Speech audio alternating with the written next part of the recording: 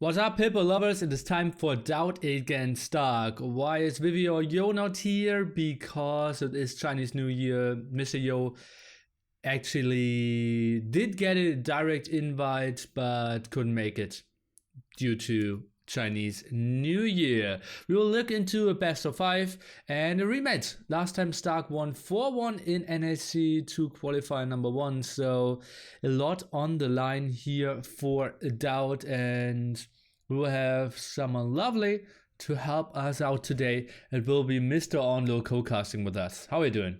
Oh, we're doing. It's a little past 7 in the morning, and time to cast some DauT versus St4rk. Oh, waking up early as it seems, and well, Seize the Hump, kind of a new map for a lot of people. Walk me through it. Well, as I was just telling my stream, its most notable feature is, the hump that you must seize, and that will be this big ol' island to the west of the map, not in between the two players, but rather just next to them.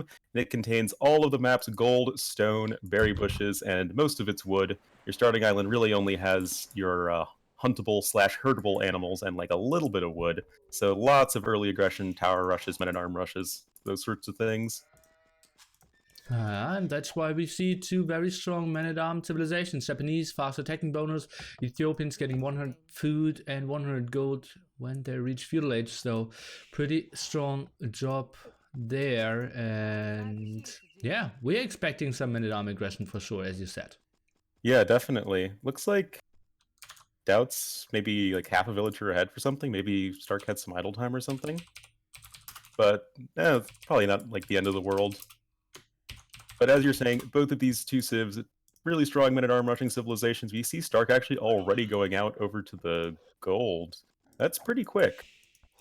Well, I think, I wanted to say it's a second building, but actually he already has a mill. So Yeah. that is indeed quite early here. DauT with a very defensive lumber camp, not on gold yet. Obviously, at some point you need to expand because there's no gold or stone at your kind of starting island. Yeah, it's actually pretty nice here for DauT. He's got stone, 2 gold piles, berries, wood, all at this kind of little back peninsula, like way at the south of the map. So he doesn't really have to, I think, worry too much about like being, super hard aggression from St4rk. And yeah, as you're saying, both really strong men-at-arm rushing civs. Who do you actually favor in like a men-at-arm rush between Ethiopians and Japanese? Well, it is tricky, right? You get the earlier numbers with Ethiopians, but Japanese has kind of an advantage as well. I think Japanese is a bit stronger, but when it comes to the transition and moving into archers and skirmishers, I think that's where Ethiopians shine.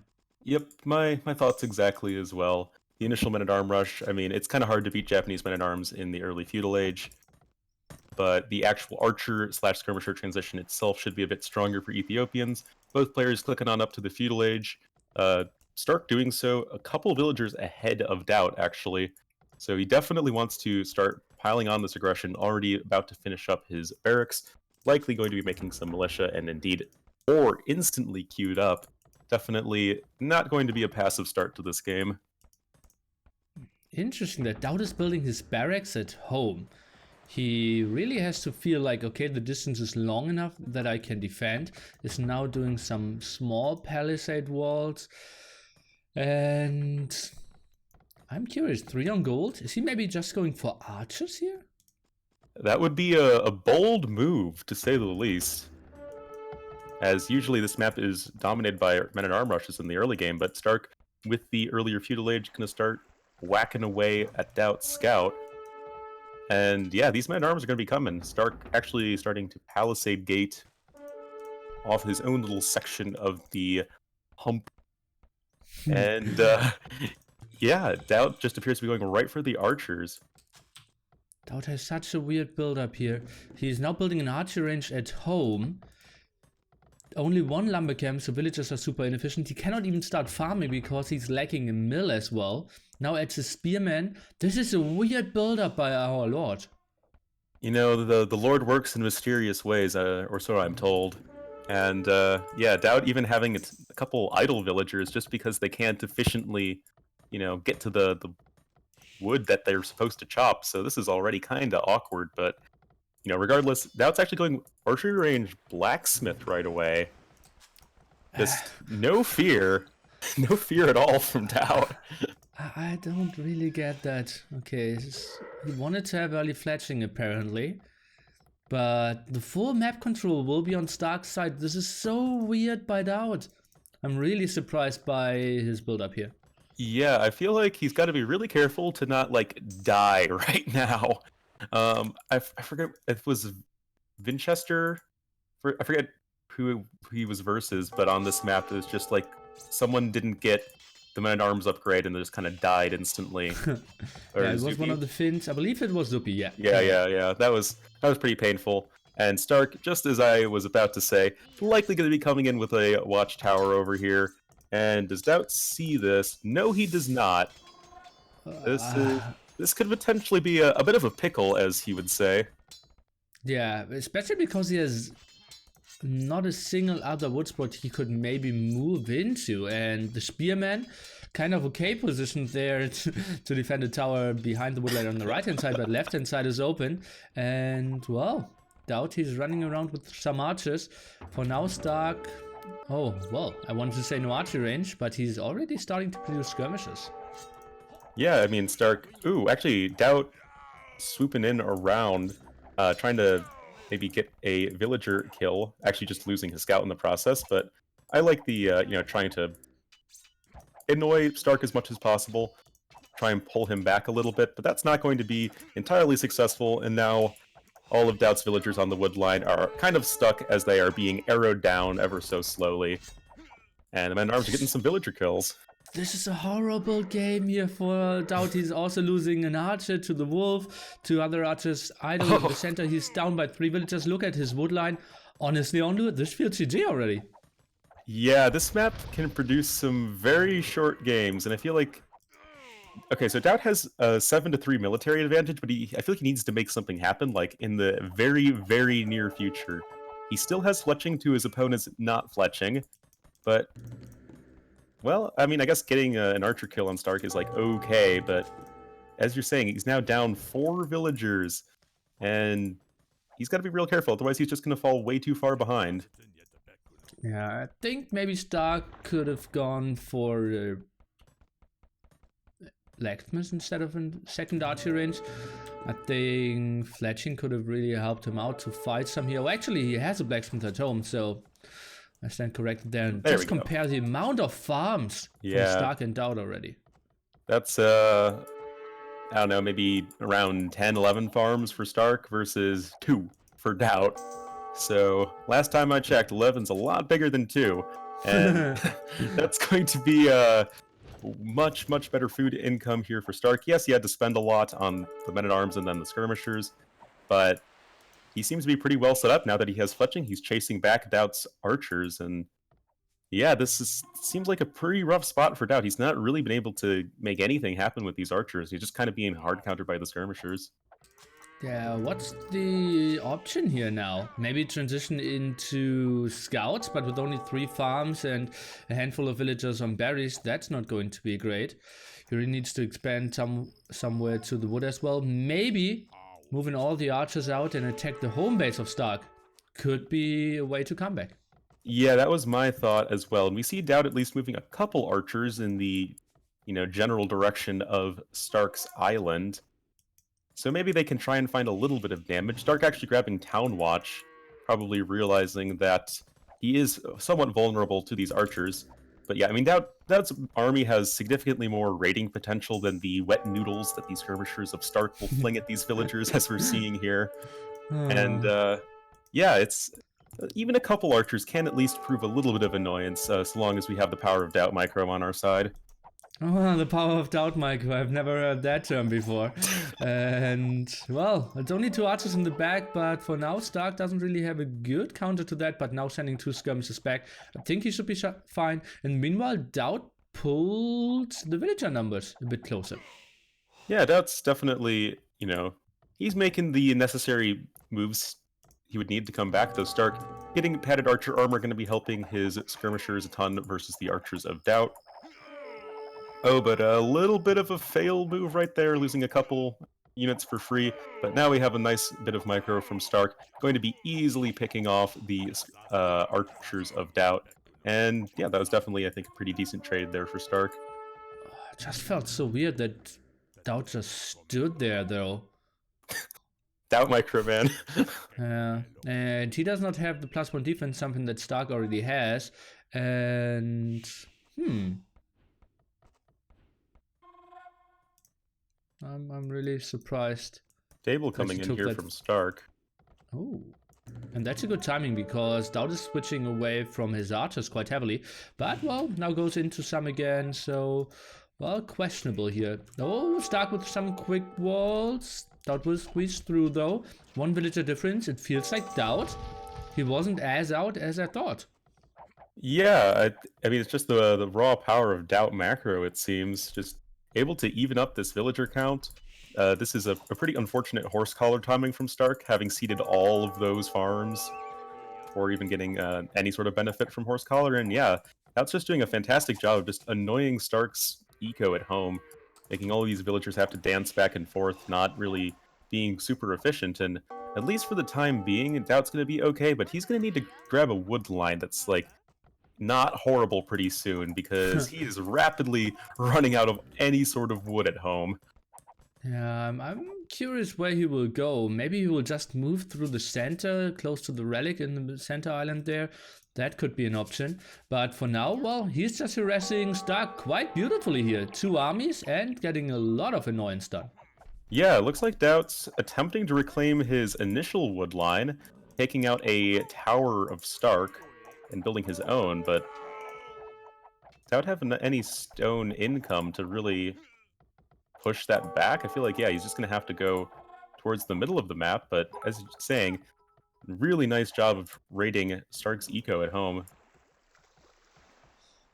Oh man, well, now Scout with +1 defense on the field as well. DauT, heavy military advantage, and he's just playing ping pong with Stark at the moment. Moving in at one side, moving in at the other side.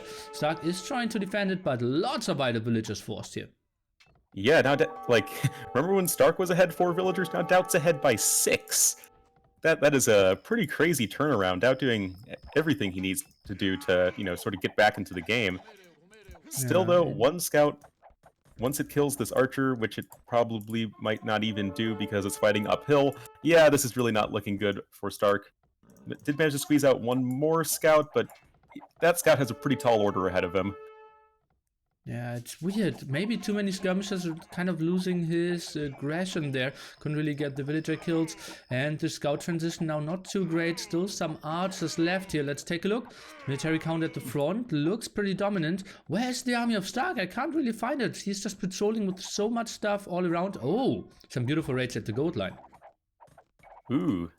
Yeah, didn't see that. So action just happening everywhere. Another tower actually was able to be established here for Stark. And yeah, it looks like DauT's going to be losing maybe another villager or 2. And yeah, there's just action happening everywhere. Another fight happening over shallows by Stark's base. But looks like DauT with his own scouts going to be forcing back our purple player. And going to be forcing an actual defensive tower at home from Stark. Yeah, makes a lot of sense, and being on stone is quite nice for this map. DauT still didn't see the raid in the back and is losing every single villager on gold here. Now he sees it. 5 villagers too late. But he's still 4 villagers ahead after all that, which is pretty crazy if you think about it. But yeah, I mean, look at DauT's wood income right now. He's about to just totally pick his island clean of any sort of trees. It's starting to look like the Amazon rainforest at this point. And yeah, now we see this mass migration of villagers from DauT. Probably happen to be the center of the map. That's right by Stark's archery range. And those villagers, they don't have the task to build a lumber camp. They are trying to force a fight against their tower. Oh. He will take the center island away from Stark, and suddenly he's ahead in the score. What is this game? Oh man, we have the peasant uprising here from DauT. He is sick and tired of being sick and tired, and you're right, he's going for the tower. Stark trying to get the quick walls in, but not going to be successful. This tower's going to go down, Nili. Oh yeah, absolutely looks like it. And by the way, Stark does not have wheelbarrow. A lot of people thought about that. And well, now he's moving in with villagers, but that makes zero sense here. The tower cannot be saved. There's so many archers still on that hill. Every single villager moving in here will die. Oh, this is going to be incredibly brutal here for Stark. Couple scouts still alive, but they're about to fall.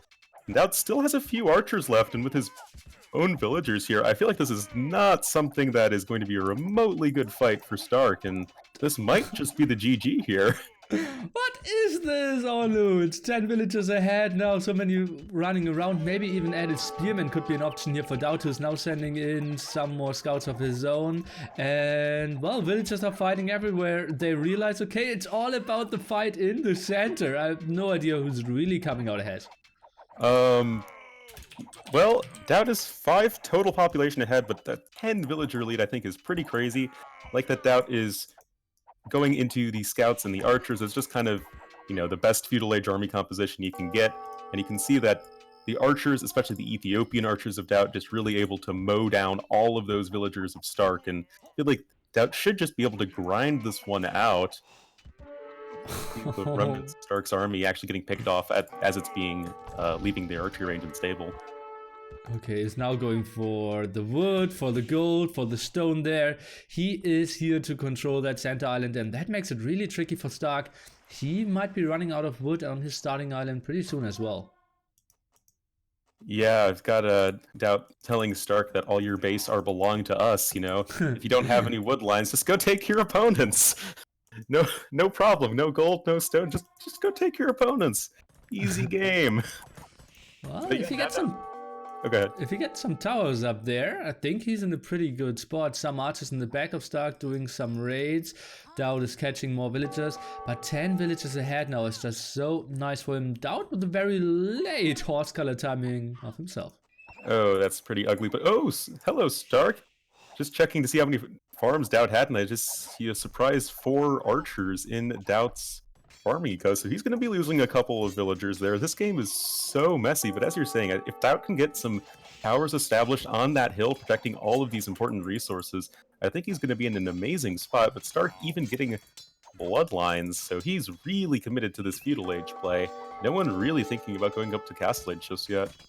Well, that's not really how this map is designed, right? And DauT feels, okay, I'm controlling so much of the center. You have to be somewhere on the main island. And he's trying to scout that out, but cannot find Stark, who is grouping up heavily here. And as you said, bloodlines, +1 defense on those as well. Maybe even goes for +1 attack. And then with all the upgrades on the scouts, he has a big mobility advantage. Yeah, certainly, since this map is so open, any sort of mobile unit like a scout is going to serve you quite well, but DauT's just powering on the archers, and in the straight-up fight, it's not really, I think, going to be something that Stark can ever comfortably take, especially with more and more towers coming up here for DauT. The power of that Ethiopian team bonus, all the extra line of sight. Actually, we'll be able to see all of these units for Stark way before they can actually engage. And that's why you see him go for so many spearmen as well. Love that. Normally you see, okay, just grouping up a lot of archers. But look at that amount of spearmen as well. Hallelujah. Already has 8 spearmen as well. So it will be tricky for the scouts to really take engagements head on against the army. Yeah, this is a pretty tall order here for Stark's 4 skirmishers. And even then, they're being surrounded and picked off by the scouts of DauT.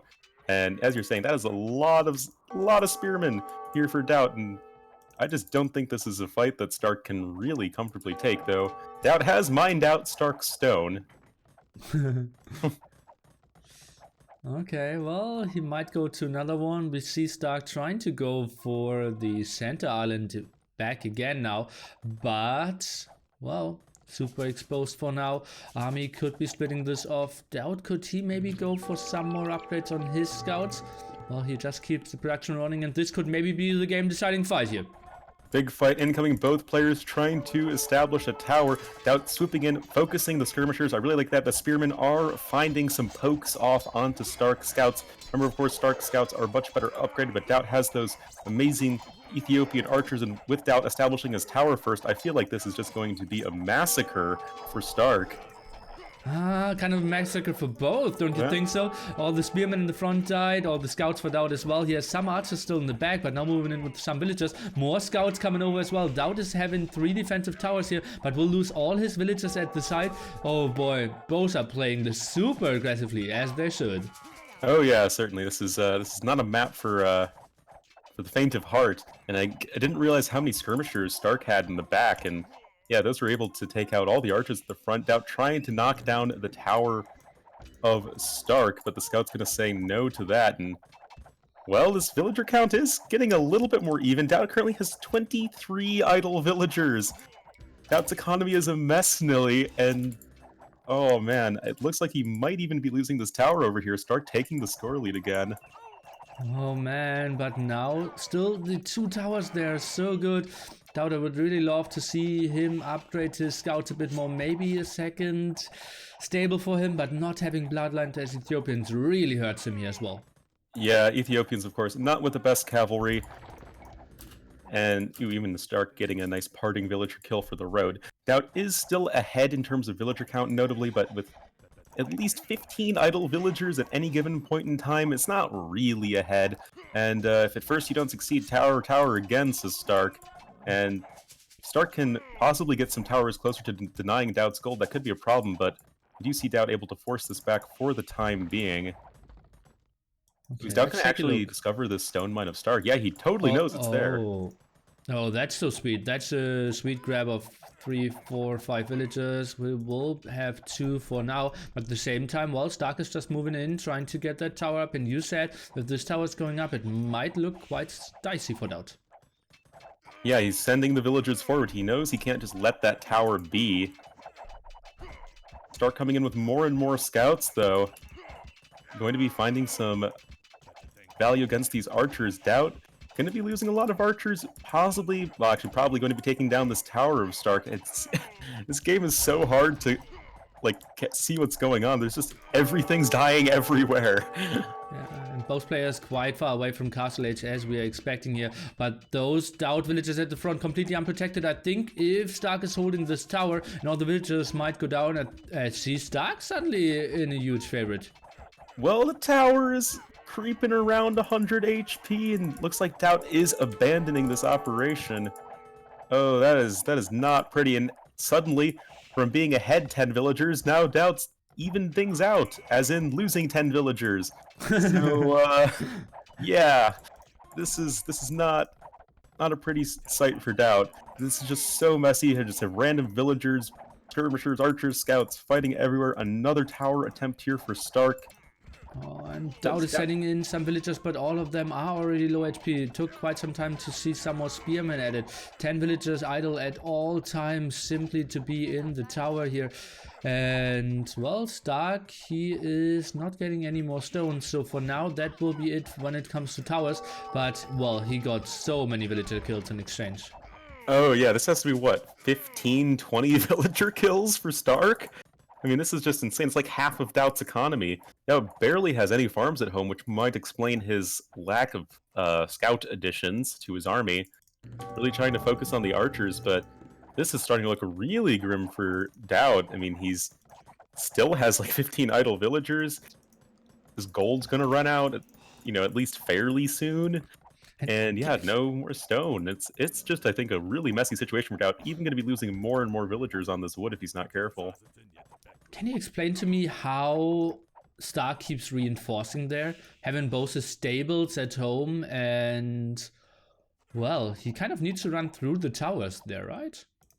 He does have to run through the towers, but of course the scouts do move quickly, so they might be able to dodge some of the arrow shots. And I think, just in general, Stark's army does have a much closer reinforcement path. The 2 archery ranges are pretty, they're pretty much next to the fight, and the stables aren't at least too far away.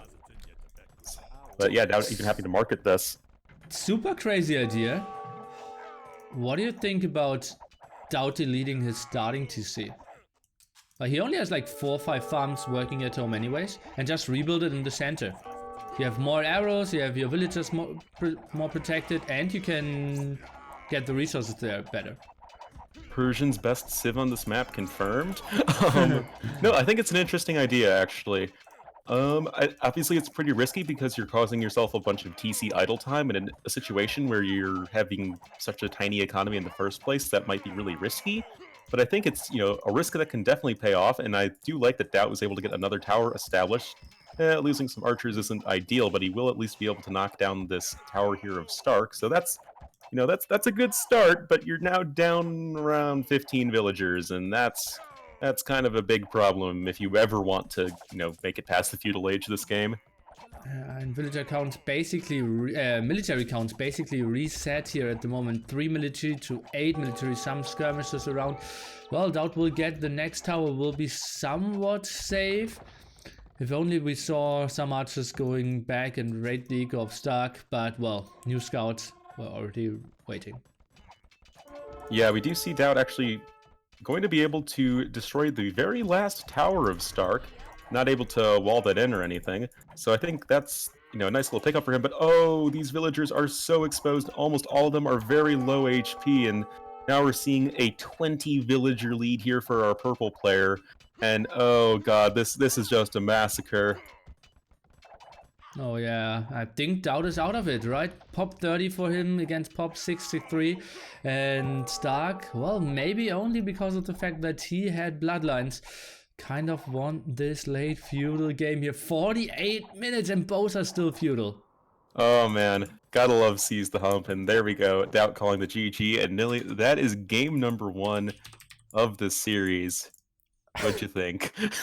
Well, I talked a lot to DauT, and he said he hated that map. You need to be so creative, and you also, well, just need to play in the face of your opponent. And, well, Stark with the better aggression. DauT didn't see the tower there. If the spearman was on patrol, he could have spotted that tower behind that wood line, and I think then DauT could have been in better position.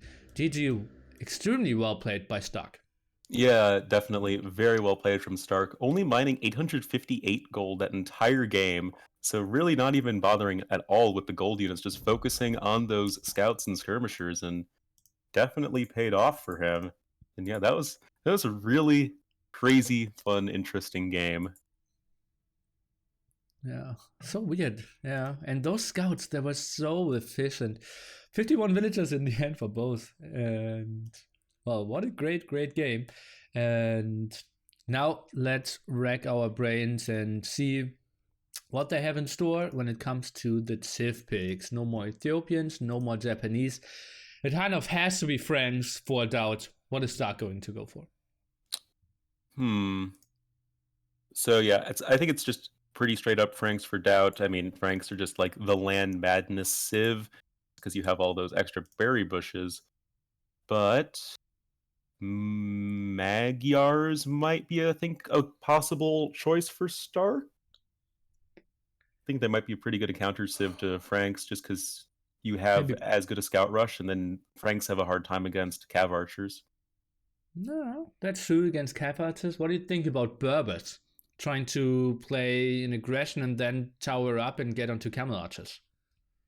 Yeah, that was my other thought. I think both could work out pretty well. I guess it's just a matter of, would you rather have Berbers or Magyars on maybe Prairie? This is pretty interesting for Stark because probably Magyars for Prairie. Maps.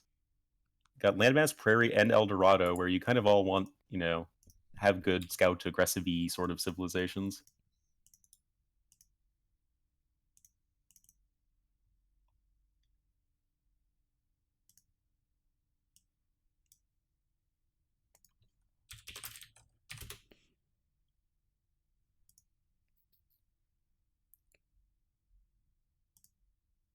Although it is worth mentioning that Stark is using Japanese before rehydration, despite it being in the map pool.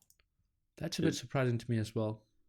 Which, yes, I mean, Japanese are pretty good on Seize the Hump, but I mean, they're really good on rehydration, so that was pretty surprising to me. Yeah. But, well, we'll see more about that later. I will answer some questions in my chat. Why did nobody pick Franks for Land Madness? They will. Land Madness is coming up next. Pete, thank you so much for 15 months now. If DauT loses, will he not be able to go to NAC2? Well, he will fight his way if he drops down through the loser bracket over here, right? And then can still make it up top and qualify, but obviously the way is way longer and tougher. If he wins this one, he will have to play against Winchester over here. We'll have Fire against BBQT, the final for qualifier number 1 tomorrow, guys.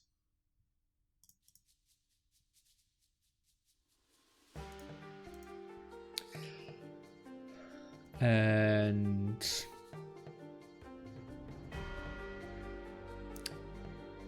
after the series, guys, I will give you a lot of NAC2 updates and, well, some sweet infos for some of you for sure.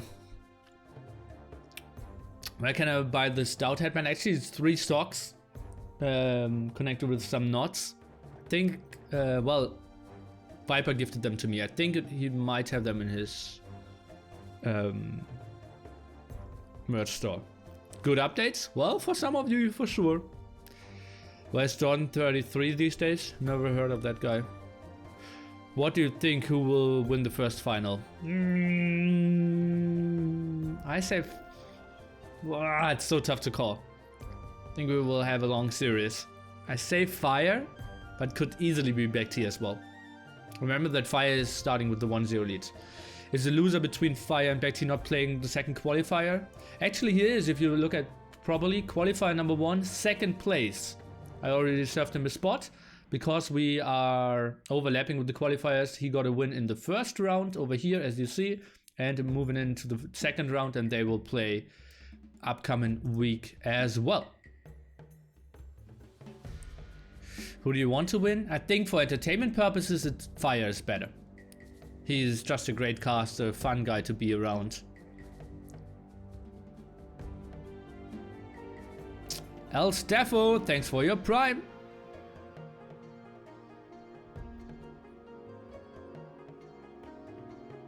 Are the sweet updates that you make an announcement soon? No, I will have an announcement tomorrow, today and tomorrow for you.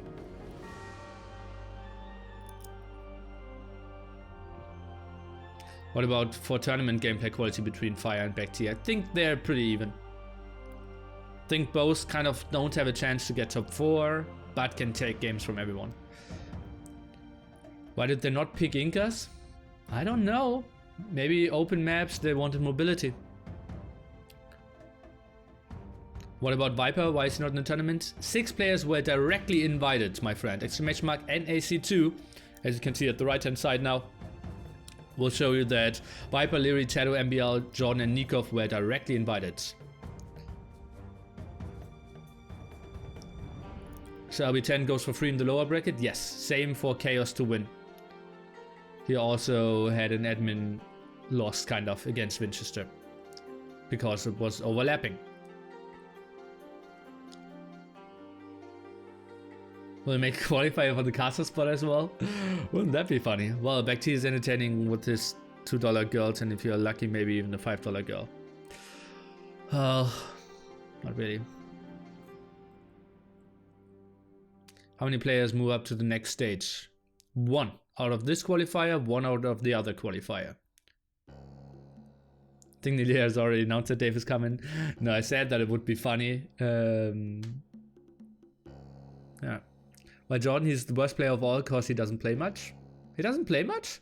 Sick. Then you know more than I do. Well, I know so many players, Max and Roll for NAC2. He had no interest in the tournament. Not really his cup of tea. Obviously, like, cameras all around, a lot of drinking, a lot of trash talking. And he is more of the shy guy. So I could see his reasoning. Obviously, would have loved to have him try to qualify.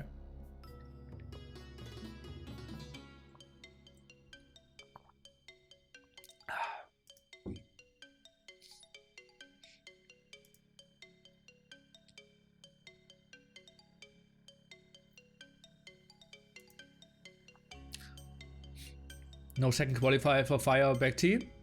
As I said, they are over here. The loser of Fire BBQT will play here. and then potentially over here. If Chris came back to the scene to try to make NAC2, do you think he'd qualify? No chance. No chance.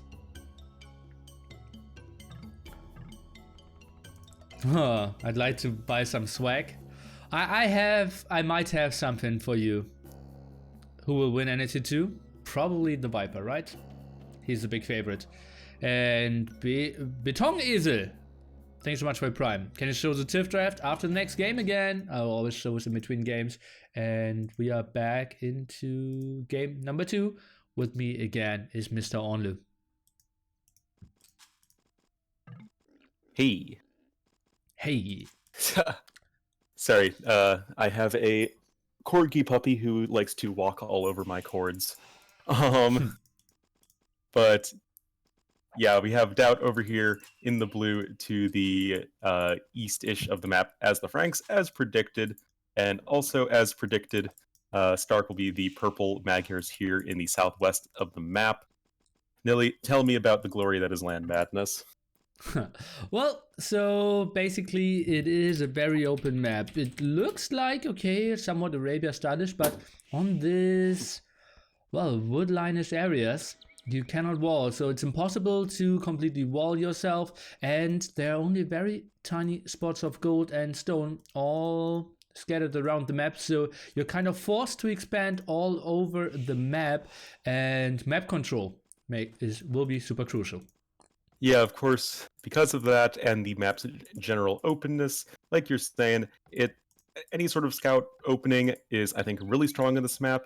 We see a lot of like attempts at like men-at-arms plus towers play, but I've never been particularly impressed by how that's turned out. I think just scouts into trying to get a bit of a faster castle age seems to usually be a bit of a better idea, because despite not being able to totally wall your map in, you can pretty comfortably wall in your wood lines against like any sort of like early drush or men-at-arm aggression. So usually that's not as much of an issue. Know what you think about that, Nili?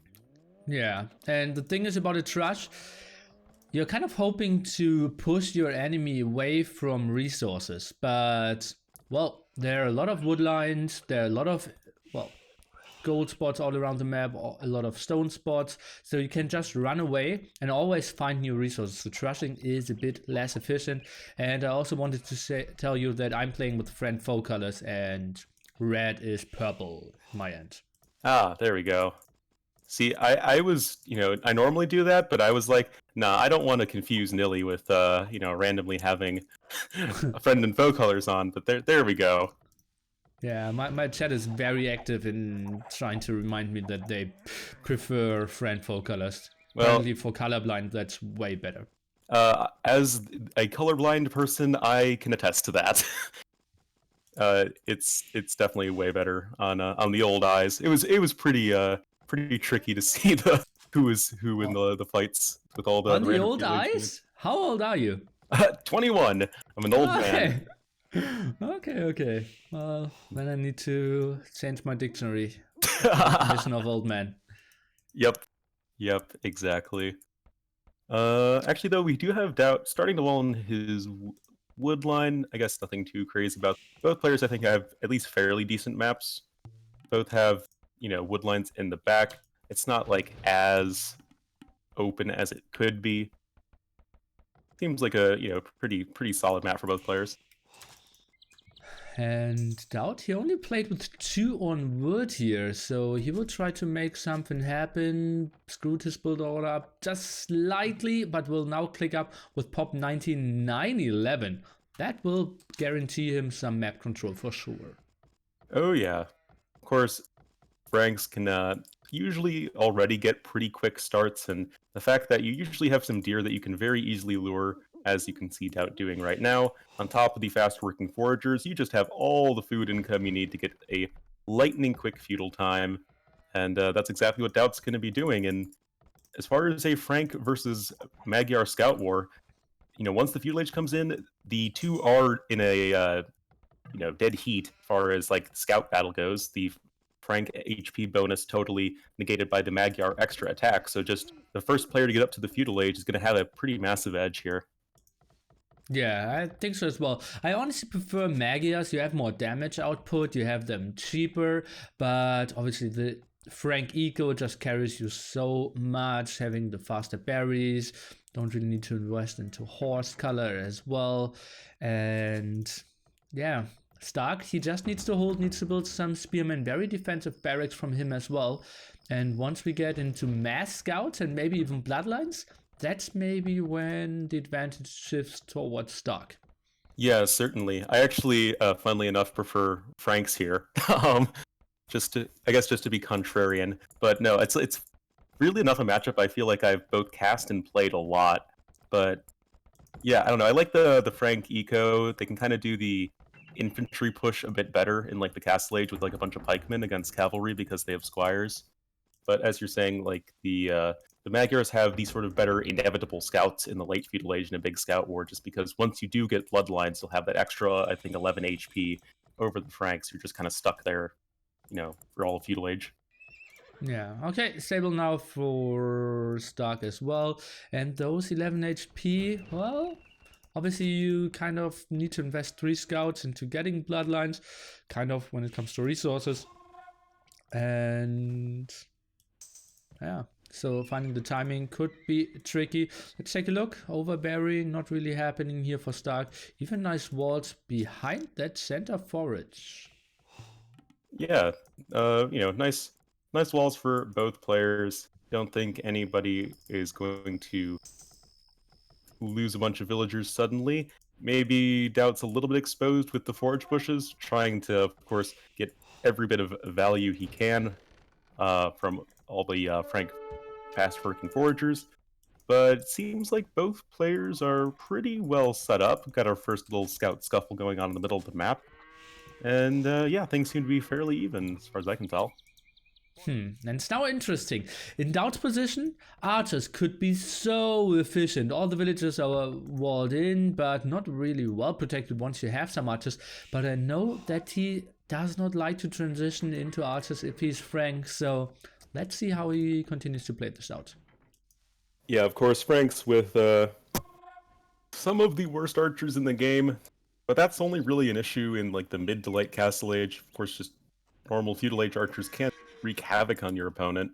And are these scout armies just going to totally pass each other? It looks like that's a possibility, but DauT has way more units and could potentially do a lot more damage. But as you're saying, Stark's pretty, pretty comfortable at home. He's totally walled in, whereas DauT is not. Could see some damage. Yeah, and he's sending some spearmen to the back now to prevent those potentially incoming raids, but for now, no real engagement. Some at the berries now. Yeah, the over forage is definitely a thing. There's only 4 food left on that berry patch, and then these villagers are going to be totally exposed. And once these spearmen are cleaned up, and they very much will be, villagers could be very exposed. Maybe we're going to see a villager or 2 get picked off here for Mr. Stark. Seems like maybe even 2. Let's one slide with 1 HP. Don't tell me he's letting both away. No! 1 and 6 HP. Oh, that's brutal. That's just totally a mistake that, should never have happened. Though on the flip side, DauT probably not paying attention because he was defending very nicely against Stark's own scouts, able to pick one off for free. So all in all, he has been taking the better engagements, just not getting as much damage done as he could have, and somehow Stark is 3 villagers ahead. Does DauT have wheelbarrow? I think he just idled his CC a bit. And, no, he does. He does have wheelbarrow. Okay, yeah. That's nice. Okay, pretty efficient if you go into a lot of farms, obviously, and he already has 500 food as well. And oh boy, he's even getting in at the other berry bushes as well. Ooh, nice little sneak by there for DauT. He's looking a lot better this game, and yeah, Stark's got to be really careful. He's going to lose these 2 villagers. At least I think he is. Everyone's kind of in a traffic jam over by the mill. But yes, the 2 villagers will end up dying, and this is going to be a really nice spot for DauT. He's effectively, 2 villagers ahead, considering he does have wheelbarrow where his opponent does not. Both players starting to seed a ton of farms just to fuel that food eco needed for all those scouts. DauT 600 food, 150 gold. St4rk now catching up with Wheelbarrow as well, and well, he will be up a bit after that. And this just feels like both might even transition into full knights here. At least that's what it looks like. St4rk now going for the blacksmith. Who will have the advantage? Map control still in the favor of DauT. Yep, I think we can pretty safely say that DauT has a slight lead right now. He has the map control, as you're saying. He has the larger army. And I feel like, yeah, he's going to be the first player to click up to the castle age. Just by a little bit, most likely. But actually, probably going to be around maybe 30 seconds. So I think that's a pretty noticeable difference. Just more going down to DauT's more efficient economy. Also, DauT has a random dead villager by his wood line to the left of his TC. Oh, I think he deleted that because there's no way a unit got in to kill that. Yeah, I'm pretty sure. Maybe he wants to lead some of those palisade walls. What a DauT move. St4rk had 700 food and queued up another villager and town watch after that instead of going up. And now the difference is actually over a minute when we thought it was more like 30 seconds. So St4rk delaying it a bit, tries to defend, but only 3 spearmen at the moment for him to defend. Or where's the fourth one? Fourth one over there at home as well. It will be tricky for him to defend this very heavy aggression coming from DauT for sure. Yep, of course DauT doesn't need to invest in the Bloodlines tech itself, so that's just, a nice little bit of food and gold saved. And yeah, just double stable play. I mean, it's Franks. It's a very sort of straightforward civilization, what they're good at doing, but if you can execute it well, it can be really tricky to stop. And yeah, there's gonna be a lot of knights pouring down the throat of St4rk very soon, and he's only got the 4 spears to defend. St4rk is even adding scouts? What? Is he expecting monks? Or what is going on here? Why is he adding 2 scouts? I have no idea. I feel like that would be the last unit you would want to add against Franks at this stage in the game. I mean, DauT's not doing anything particularly shocking, surprising. He's just adding on another TC, pumping out double stable knights. I mean, it's all normal Frank stuff from DauT, and I mean, the scouts are going to be almost entirely ineffectual against the knights. They do almost no damage. Okay, well, let's take a look. He needs to upgrade to light cav. Maybe he felt, okay, I am not having enough gold here. I need to do some switcheroos. And he will go pikeman light cav, maybe trying to counter monk knight aggression. But that will be tricky for him to ever get any aggression rolling. DauT? I think he can really boom away here now. Yeah, I mean, like you said, it's good at countering monk knight aggression, but DauT's not being particularly aggressive. I mean, yes, he has the double stable knights and is trying to get some damage in where he can, even going to be able to pick off a villager or two. But that's not really the end goal here of DauT. It's not, all in by any means. He's happy to add on another TC at home, might even throw down a third one pretty shortly, whereas St4rk has yet to throw down another TC. And I feel like, yeah, St4rk's army represents very little aggressive potential, especially, monks very slow, pikemen without squires also very slow. Not too scary for DauT.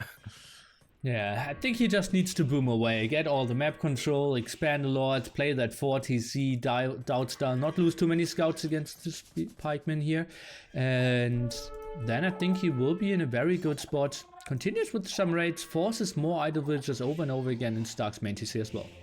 Yeah, that's definitely something that's going to give him some nice incremental value over time. Also worth mentioning is the upgrades are effectively even right now. St4rk gets the free +2 attack, but he's yet to get any of the armor upgrades. DauT currently with +1/+1 on his cavalry.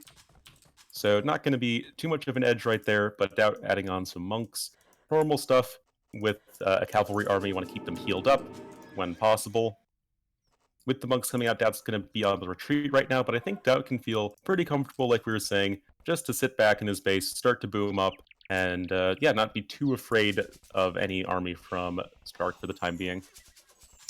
Who is adding 2 TCs of his own now as well. Even wanted to go for the +1 defense for his horses, but cancel that upgrade to get both swords. So he's taking the eco approach, wants to pikeman himself up. Does he maybe feel that the early imp composition or early imp army is so much better for Magias with CA that he just wants to survive and play the CA style against Franks? I think, I mean, like, that's a good idea in theory, but he's already so far behind in the eco. I mean, he's, what, 8, 9 villagers behind? Yes, I guess he'll be a town center head of DauT right now, who, for some reason, what did he spend stone on? 3 TCs for both, one in the very top. Oh, I didn't see that. That with a sneaky TC. But yeah, so 3 TCs for both. DauT going to maintain about a 10 villager advantage, so I feel like if both players just sit back and boom, DauT should just be an amazing position. Like, yes, Cav Archers are good against Franks, like we've been saying, but, I mean, it's not like that's going to be great if you're 10 villagers behind. And the TCs are kept running, so 10 villagers behind might even stay that way. Now a force TC added by DauT. He's doing the DauT things. What we expected of him. Let's take a look. Some raids are now coming in. Can he stop this? He's so close, and yet so far needs to pull those villagers away. Might lose 1 or 2. Yeah, DauT probably going to be losing maybe 3 villagers or so. Version actually will be successful, so that's at least some sort of silver lining here for DauT, but st4rk now knows that his opponent is going to be going for the 4th TC, most likely. Especially now that he scouts the 3rd TC, so yeah. st4rk knows exactly what his opponent's doing, and I think the onus is now on him to do something about it. Because, yeah, it's not going to win if he's just sitting and doing the same thing he's doing right now, though he's going to be fighting a couple villagers with his light cav.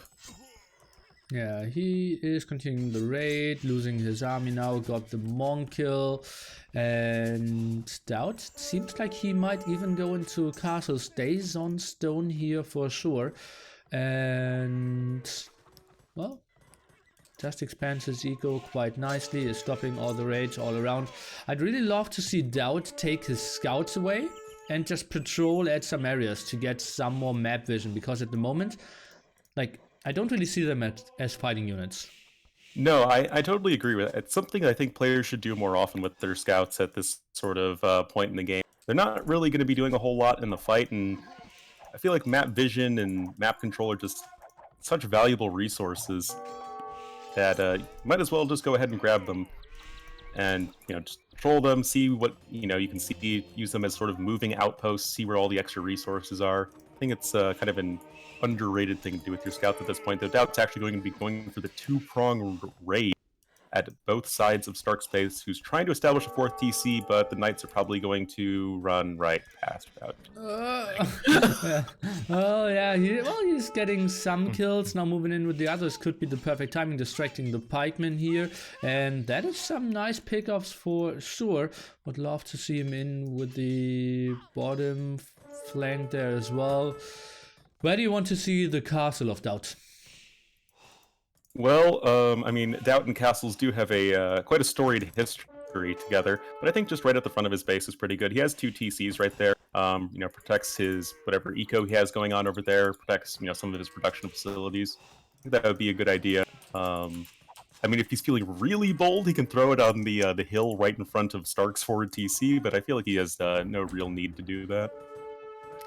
Well, if we saw some more extra barracks, that could have been an option, but, well, he's building it at another hill, protecting, well, more of an area protecting, not really a resort protecting castle. He wanted it on a hill, and I'm not too sure if I like it that much, but I can also see the reasoning. An aggressive castle is something he couldn't really get up to easily. Defensive castle wasn't really needed because he's sitting at 5 TCs as well.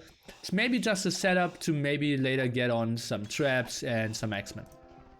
Yep, I think that's probably the idea behind DauT. Like you, I'm not really the biggest fan of it, but it's not, DauT's had, let's just say, some worse castle placements in his day.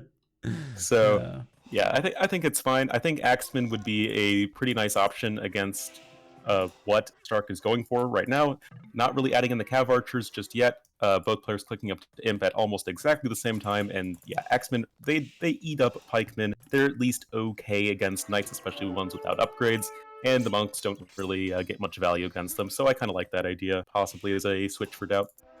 Yeah, but X-Men Halberdier, then you're getting vulnerable to potentially CAs, but st4rk, not a single archer range from him just yet, and he is adding more barracks, so he will stay on to Halberdiers, so the X-Men you were just talking about, even more efficient than I thought.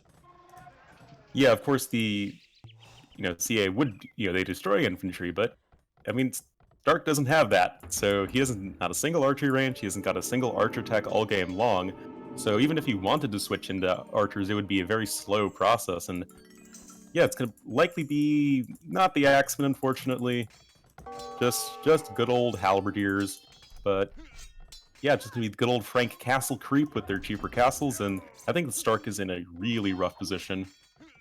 Oh, well, he's getting some raids done, and the castle creep is slowly coming for sure. Now more barracks added, and well, Frank's going full infantry, something we don't see every day. It's true. I actually think it's kind of a underrated strategy with Franks. I mean, they have very good infantry. How they got all those buffs in the expansions, and yeah, I mean, what are monks going to do against throwing axemen and pikemen? Not a whole lot. And this should be, I think, fairly straightforward cleanup for DauT. Indeed, military count slightly in his favor now, but that's because some army is also raiding at the site, so the frontal army is just so much better for him now. Leapfrogging forward, controlling another stone spot, and Axeman production, maybe some halberdier upgrades, and well, it's getting tricky for st4rk. I think he needs to switch into archery ranges. Has a lot of resources for it. Yeah, I couldn't agree more. It's like you see all this infantry coming in. What's the thing that kills infantry? Archers! And yeah, monks and pikemen, it's not going to be working well for you at all if you're st4rk. I mean, your halberdiers are nowhere near as good as the Frank ones. You're missing the last armor upgrade, and you're missing squires, and throwing axemen, chew through halberdiers to begin with. So I'm not really sure what the game plan is here for st4rk, and if DauT can get a castle established on that hill right in front of st4rk's TC, that might just be a game-winning move for DauT. st4rk has 600 stone. Maybe he can get one up a bit earlier. He has more villagers around, but not a lot of army to protect that. Now fletching for st4rk, but still no archery range. Maybe it's just for the TCs here. Is getting a beautiful raid in at the right hand side. Halberd is not really protecting that. It's now all about the rush for that center hill. Yeah, certainly. I mean, it's nice for st4rk that he's getting some damage done around the edges of DauT's eco, but DauT still has a good 20 to 25 villager lead, and like we were saying, DauT he's throwing down the gauntlet, he's throwing down this castle right on this hill in front of st4rk's TC, and st4rk cannot let this get up, in my opinion. Well, what can he do? Can't really build a great defensive castle as well, because the kind of natural hill is blocked here as well. Left hand side, okay, he's building it very defensively, kind of splitting his eco to the right and left hand side then. Yeah, that kind of is not a great castle positioning, in my opinion. I mean, it's not even as uphill as it could be. But, I mean, I feel like at this point, once he sees the castle established over, where st4rk is building it, one, DauT is already going to have the inherent treb advantage. He has 3 castles to 0 right now, already has 2 trebs on the map. He is going to be ahead in that regard. And 2, all of st4rk's right side of his eco is totally exposed. As you can see, DauT exploiting right now with his cavalry, killing plenty of villagers on the stone. And yeah, I'm just not liking this position at all for st4rk. Yeah, but what can he really do? Now switches into archery ranges, goes for Botkin Arrow, queues up some CA for archery ranges for him now, so that might be a nice counter to the army of DauT. But the question is, might he die before that? Probably. I mean, trying to establish more archery ranges like you're saying, but he's behind in economy. Cav archers require so many upgrades to be particularly useful, and it's just a matter of time, I think, for st4rk, and yeah, these trebs are going to start working away at this castle very soon. Well, I think, okay, now he's going for the trap defense. I feel just maybe recurve bow might have been the better option. He's trying to repair that castle, only has 200 stone in the bank though against 2 traps. This is going to be tricky for st4rk to hold off. Well, you say 2 trebs, but that's about to be 4 trebs. And it takes so many villagers to repair against 4 trebuchets, and halberdiers plus cav archers, they're not going to be really good at, sniping trebs, so it's not like that's much of an option either. So yeah, this castle I feel is just gonna totally go down for st4rk. Oh man, and well, st4rk, he's really putting on the stranglehold now. Castle at the left hand side being built, controlling that area. Castle at the right hand side being built as well. DauT, he's just in full control, soon to be up at 5 castles even.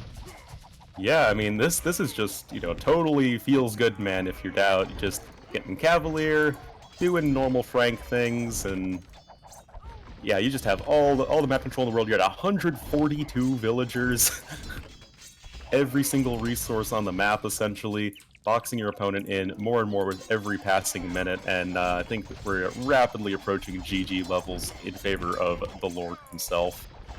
Yeah, feels like it. st4rk is winning the center fight. Score maybe feels just too even for him, but look at that. Castle number 6, he is playing the full Frank style here. And DauT in the meanwhile, he sees the army composition of st4rk and feels like, oh, that's not enough halberdiers. I might go for a tricky switch. And he is going for the Cavalier attack now. Yeah, I think this is it's probably the best switch just because Franks, I mean, they don't really have great archers, but yeah, that's just the well-played GG. And game number 2, tying things up is DauT. Yeah, and oh man, DauT just shortly resigning before it was the 7th castle going up as well. As st4rk resigning, obviously.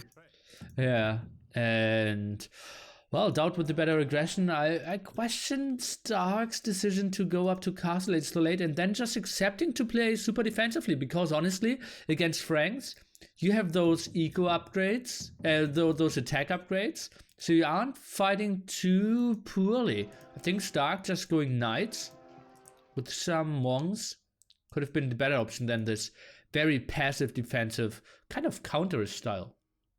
I totally agree. And that's kind of st4rk's sort of default, right? Is he's a very defensive, sort of boomy oriented player, but sometimes that's just not really the best idea. Playing super passive is not really gonna, you know, win you against DauT, who's just booming away happily on 5 TCs. Oh yeah, he did that so well, and that's just his comfort zone, and that's what he said, something he didn't really do against st4rk in the first series that they played, that he played his own game. He tried to adjust, saw what st4rk did wrong against Winchester, and now it just feels like DauT sit back, 4 TCs running. That's just, yeah, how he likes to play. Yeah, and it sort of fits in perfectly with the Frank playstyle, and seems good. Seems good indeed. So, no more Franks and no more Magyars. We have Prairie, Eldorado, and Rehydration left. I think DauT will play Melee on Rehydration, Hunt on Prairie, and Mayans for Eldorado. So, pretty strong setup there. On the other side, st4rk. Probably Berbers now on Prairie. And then it gets tricky. Or maybe Rehydration Berbers. Well, I'm curious. DauT kind of is laid out with his civs. st4rk? We have to start guessing. Yeah, I was just about to say, like, DauT civs I think are pretty straightforward in terms of where you want to play them, and they're just good picks on their respective maps. But st4rk's, it's kind of like, well, you could kind of honestly play all 3 civs on all 3 maps and not feel horrible about it. Yeah, I kind of... Okay, so if you're in st4rk's position here, you know that DauT's going to play Huns on Prairie. It's just kind of what you do. You play Huns in Mongols if you can. So what do you think is the best counter civ to Huns here? Well, it's tricky, right? Malians feel okay, but probably it's Berbers, cheaper camels. If he switches into CA, you can go for camel archers as well. So on paper, it has to be Berbers, but you still have a big eco disadvantage. Yeah, that was my thought. You know, Malians are going to fare a lot better in the early to like mid game, but Berbers really just kind of destroy Huns in the late game. There's not much Huns can do at that point.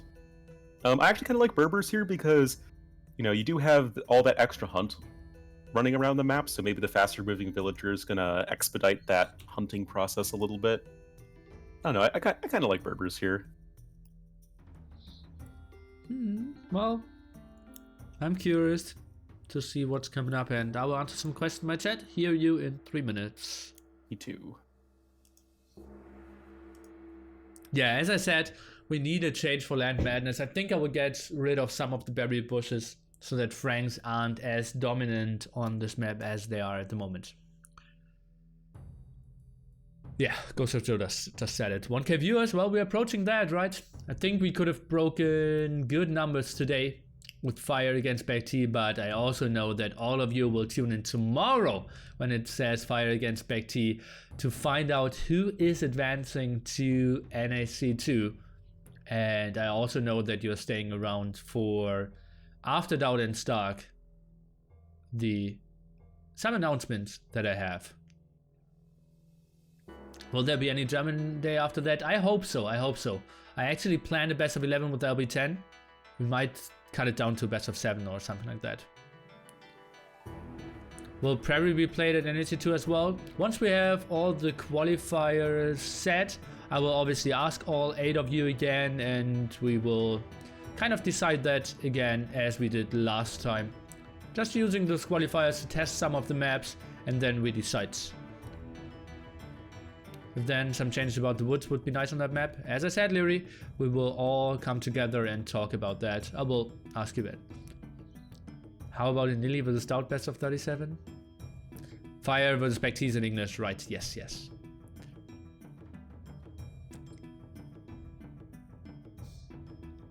Go melee for a curveball? No, that would be horrible.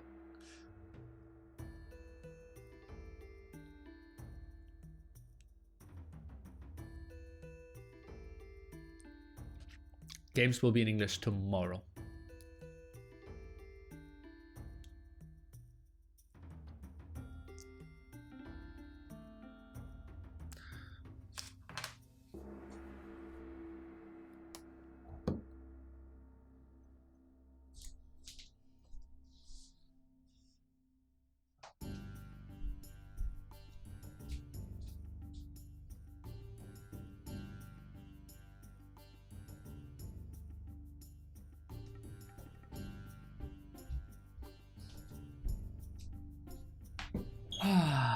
I'm so excited about one of the facts.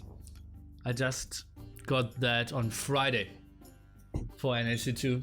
And the thing is, 90% of you won't care, and 10% of you will just go super crazy and will be extremely happy. Do you actually know how to script maps, or do you have people helping you with that? Both. I kind of got into it for NAC. And for example, did a lot on Tidepool, but still hanged the super nerd and I think Roach? Is it Roach helping me? I think it's mainly Hank and Roach a bit when it comes to the map packs, yeah, are helping me with the scripting. How much do we need to spawn NAC2 to let all players play for us? Nothing so much. All players will be impossible because we only have 2 PCs. If you donate 1K or more, you are allowed to decide settings of 1 match for the Friday evening. Random question, but I love Fritz Cola and can't really get it in the UK. If I'm in Germany for Christmas, do shops sell Fritz Cola? Yes, yes they do. At least in the hipster cities like Hamburg and Berlin. Just joined. What did I miss? A very good game number 1. An average game number 2. Game number 1 was really nice. Not because of the outcome, but how the games played out. And well, Fire Against BBQT tomorrow, and NAC2 announcement. For example, for Debbie, the announcement is going to be super interesting as well. Yeah, Cologne is another hipster town.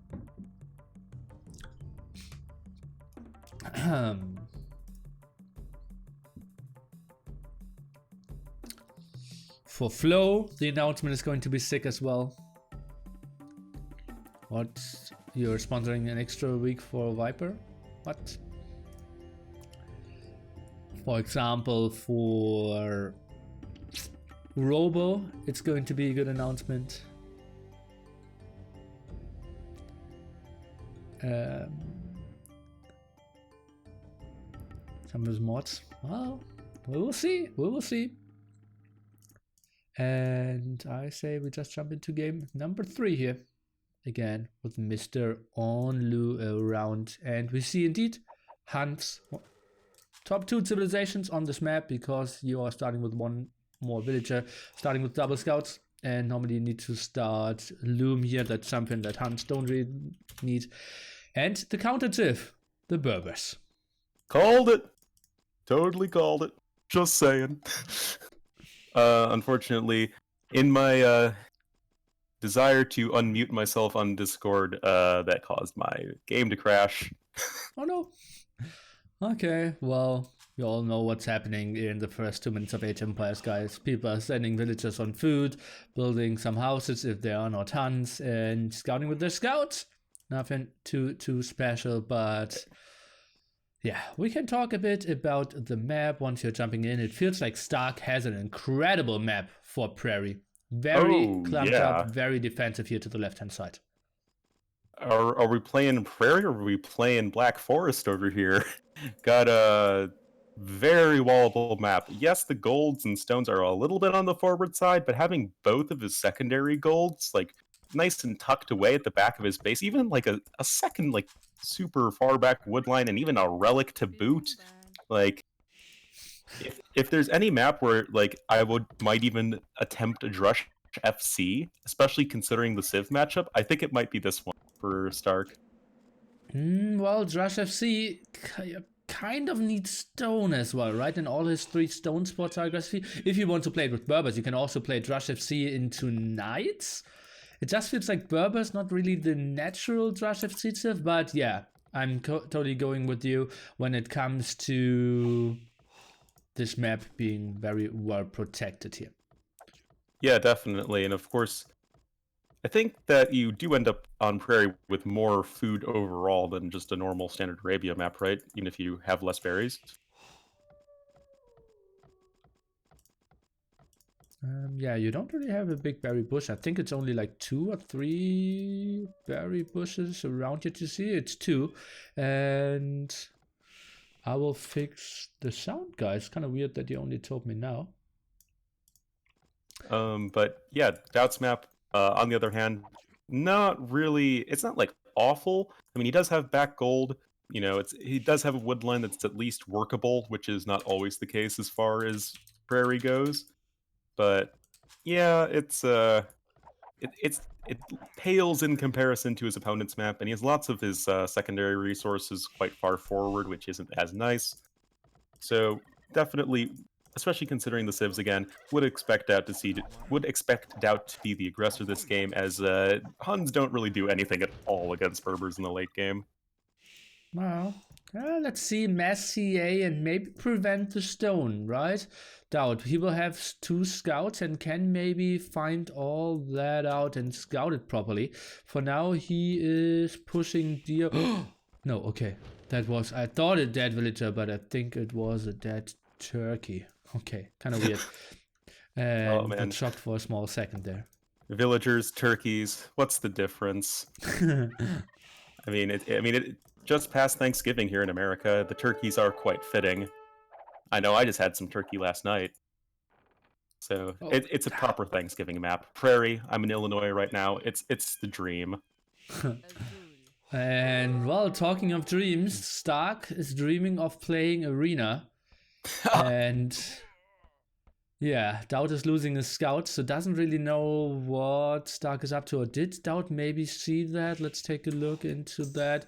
He saw the villager at the front there and sees the wall, so DauT knows what's up. And he knows, okay, st4rk, he is playing this very defensively and sends lots of villagers to the north and tries to get that extra food.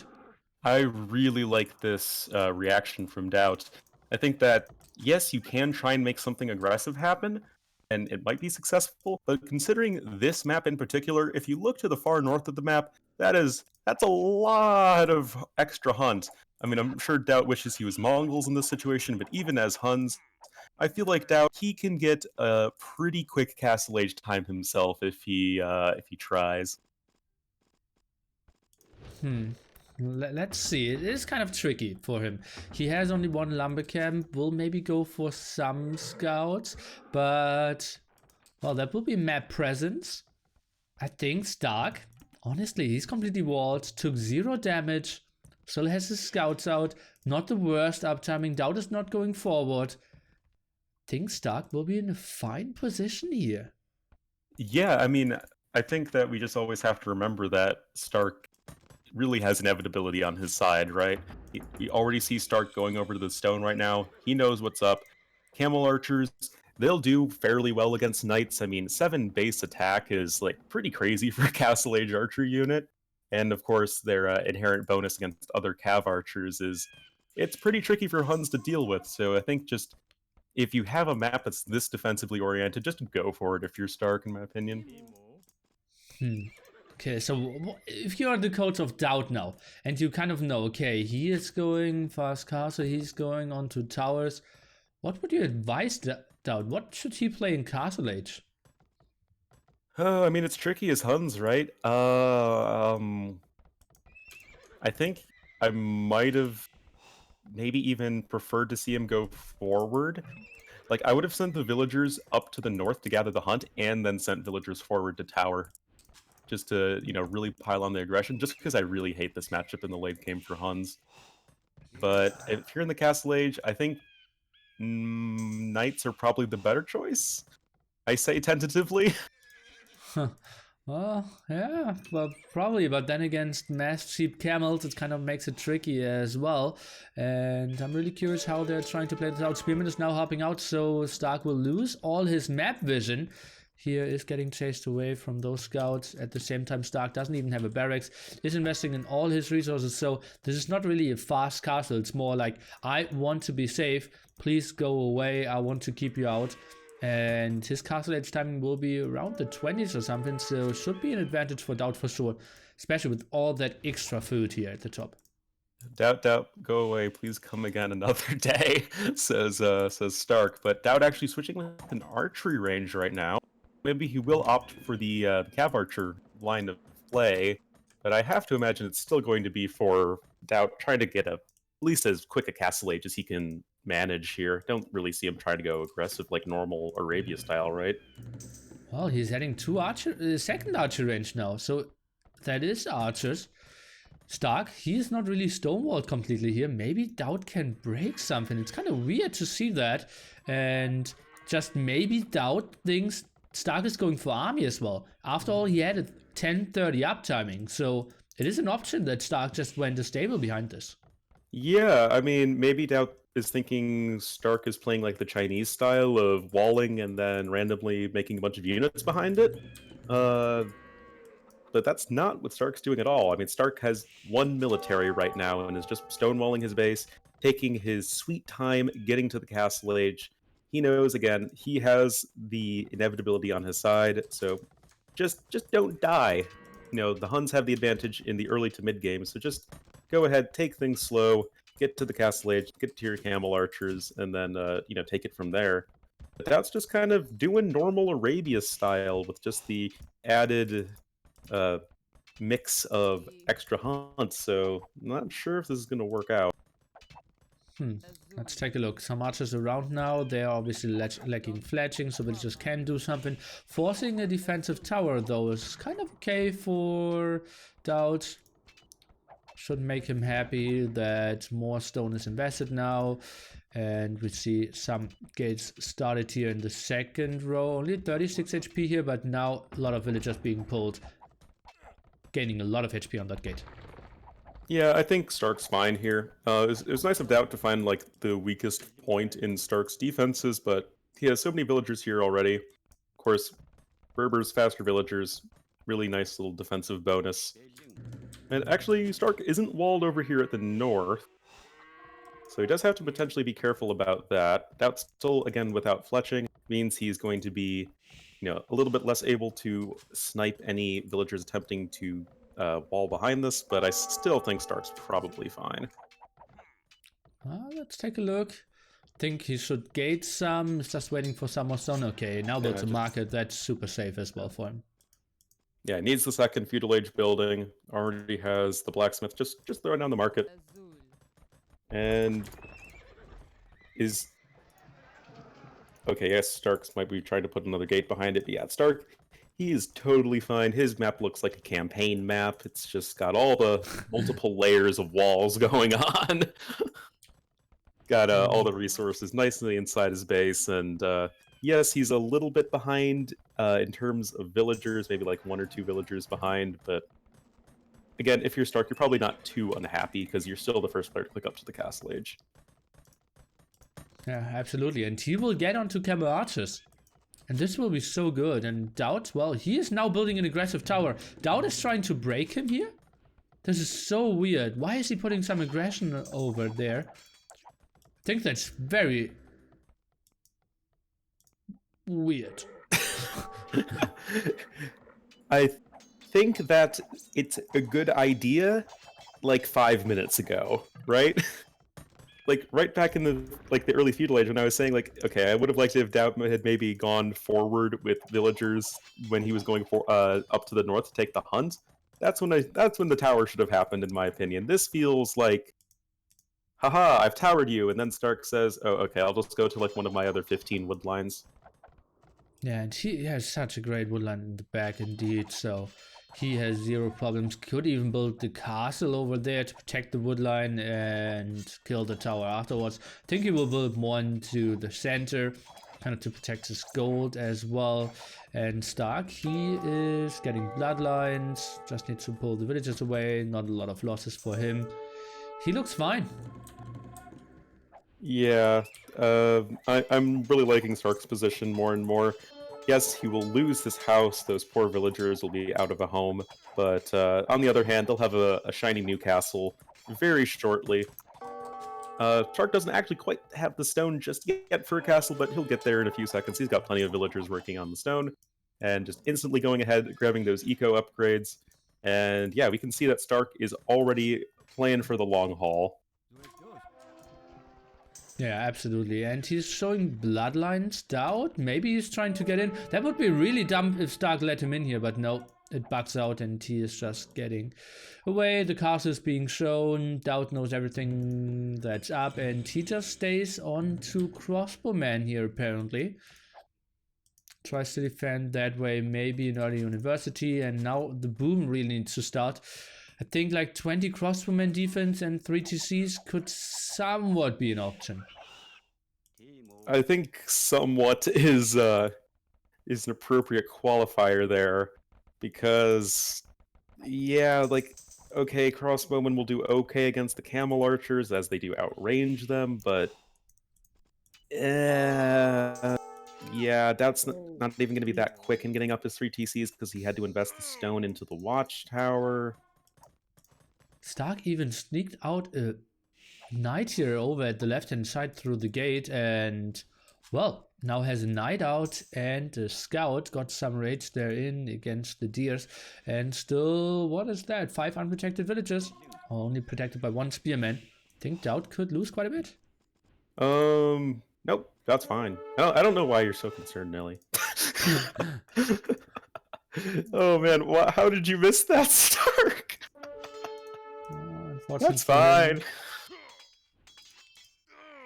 He has a bit of idle time, but yeah, that knight doesn't really seem like it's going to get a whole lot done. We see DauT switching into the cav archers. Yes, we do. So that is going to be DauT's game plan, but camel archers, I hear, are pretty good against cav archers.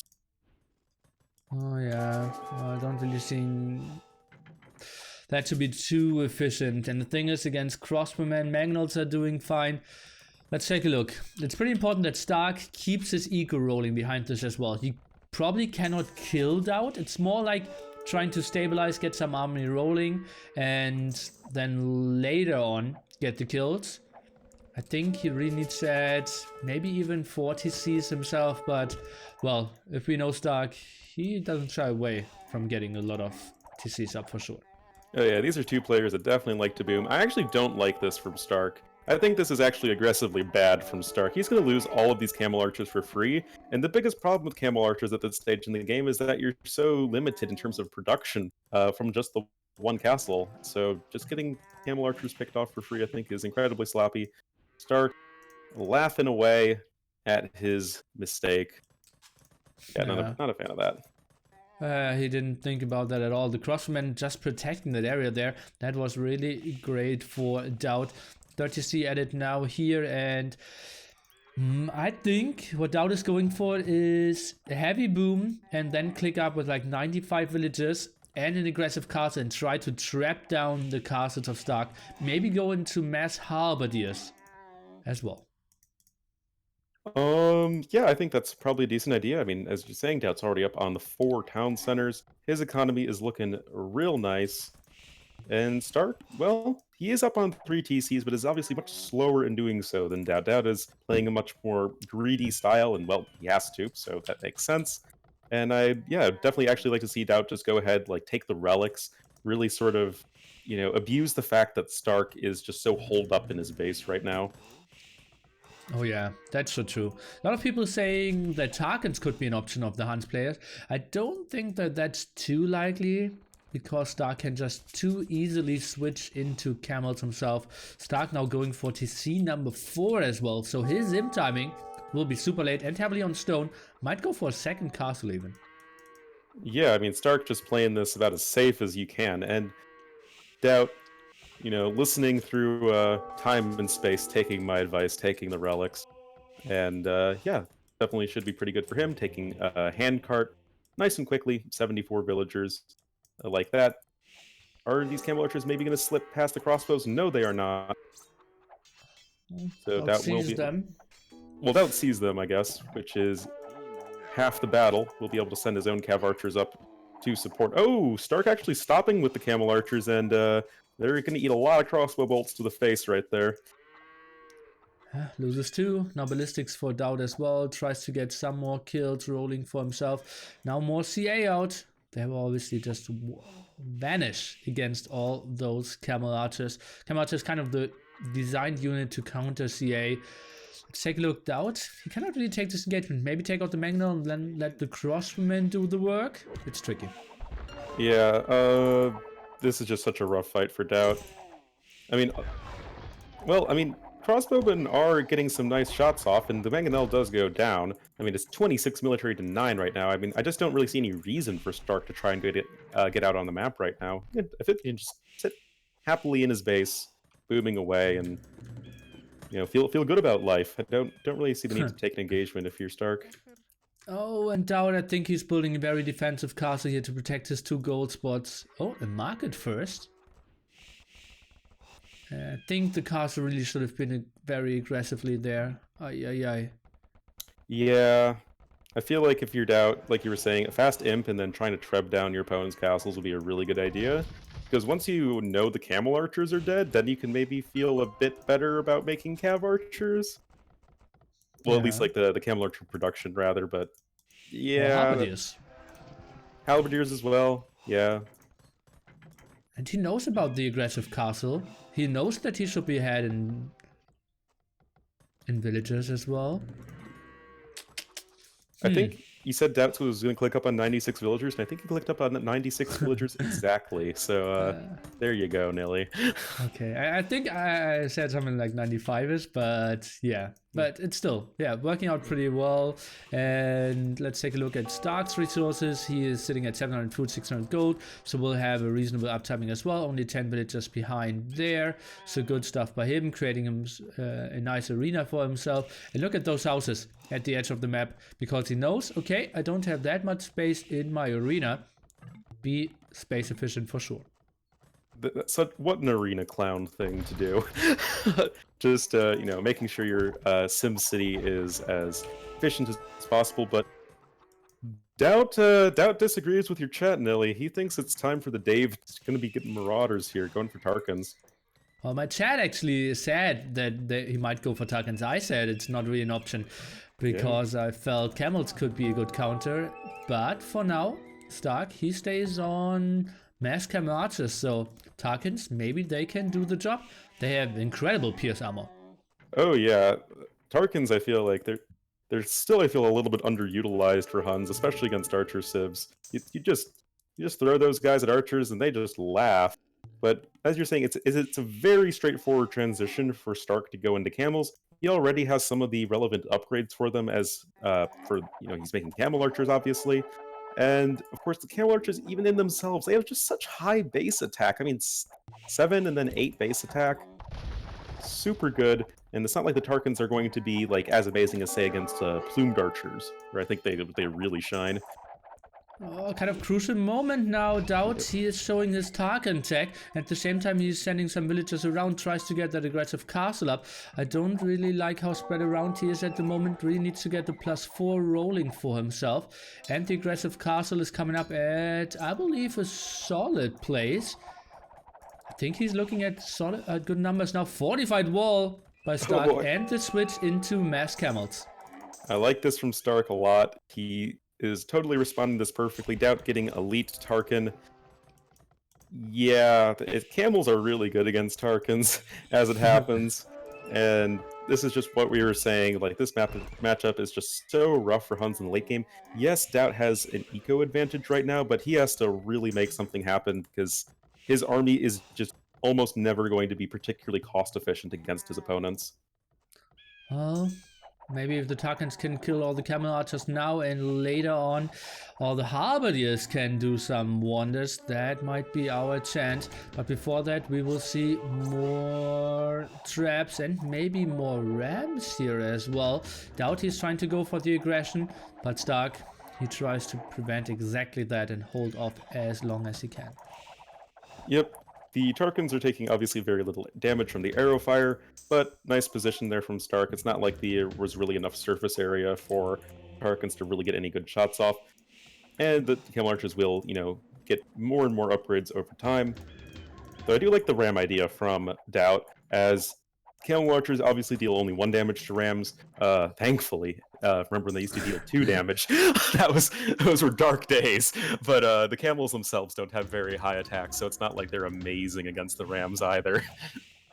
Yeah, that's true. Rams can be extremely tanky in those fights. DauT is going for the side goal, tries to go for some raids. DauT has the full map control, has 4 relics. I'm a bit surprised to not find the 5th one at the moment. And I still feel DauT, maybe another aggressive castle could have helped out, or maybe transition into some Halberdiers at the front. I feel Tarkans only might not do the job. I tend to agree with you. Also, the 5th relic is right by Stark's TC at the far edge of the map. Ah, yeah, that's true. But there goes a castle. So 1 down, 1 to go if you're DauT.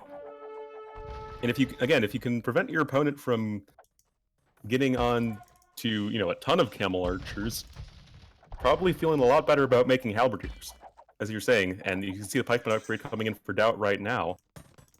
So DauT, he knows his outs. So I really like at least how DauT is adapting to this situation, which is really not an easy one. DauT is going for heavy CA now. Thinking, okay, I got 1 castle. But he should know that Stark has more than 1 castle, right? There are 3 stone spots close by for Stark. 2 Camel Archers might try and pick off a Treb, will not be successful. But yeah, I mean, I actually do like this from DauT. Because even if, your opponent does have another castle, he only has 1 castle from which to make Camel Archers. And you can see Stark's Camel Archers are not even that well upgraded, all things considered. Oh, okay. Now he's investing in Elite Camel Archer, McGrebby Camels even, to get that super slow regen. Really playing the long con on this one.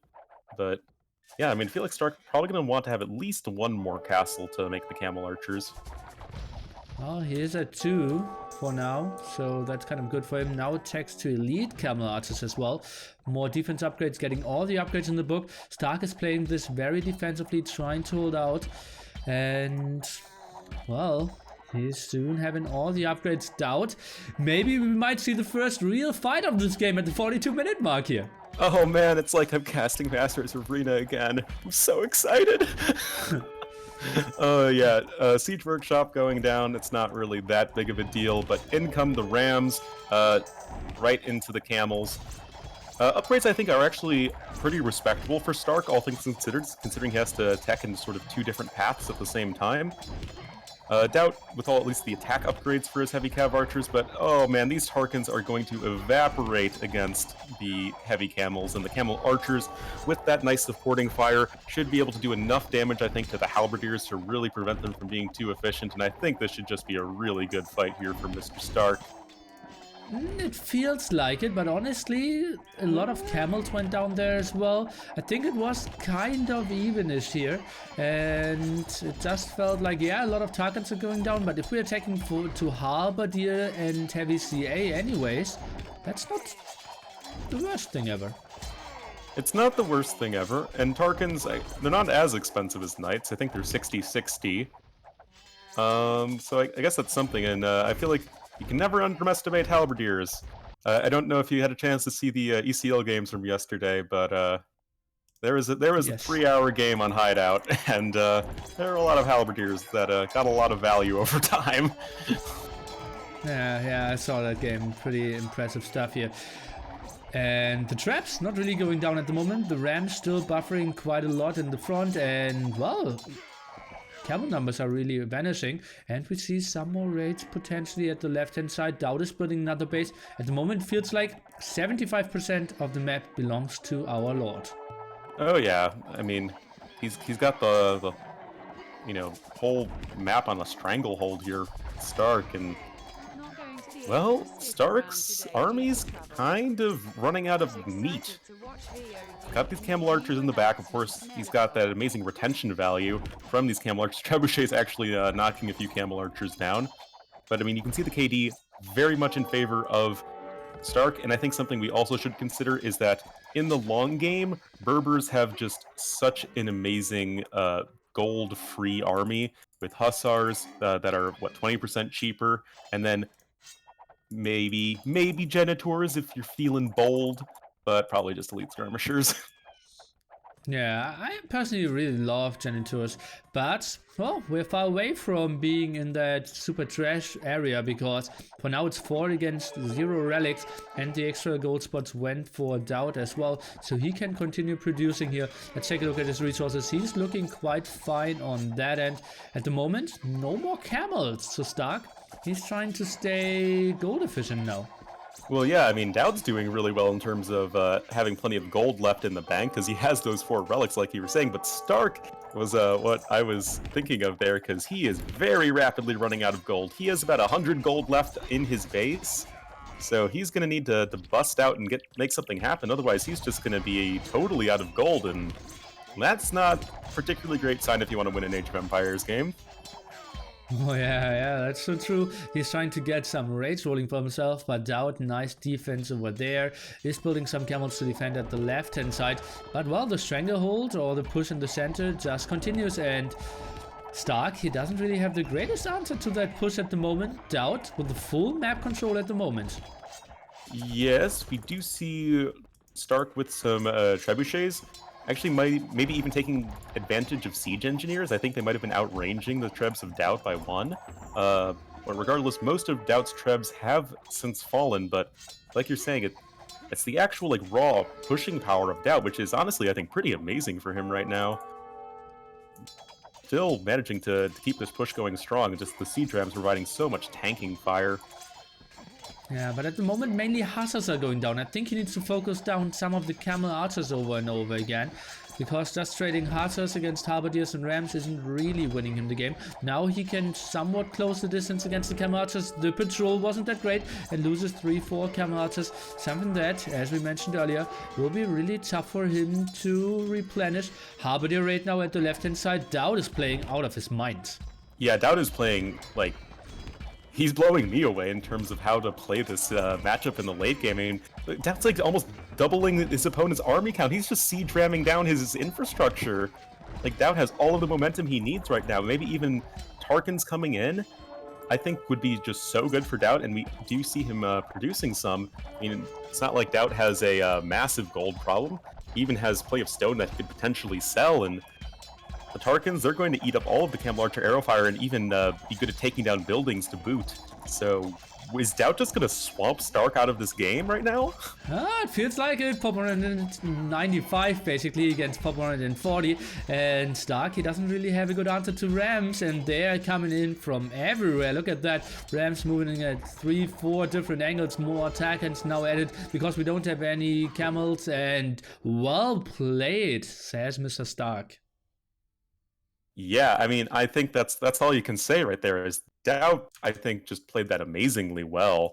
I mean, making every single right adaptation to what his opponent was doing, in my opinion, and just the Siege Ram plus Halberdier plus Cav Archer push was so strong that st4rk just never really had the time to get up to that sort of max population of Camel Archers and Camels and such that he really wanted, and that was really impressive from DauT, in my opinion.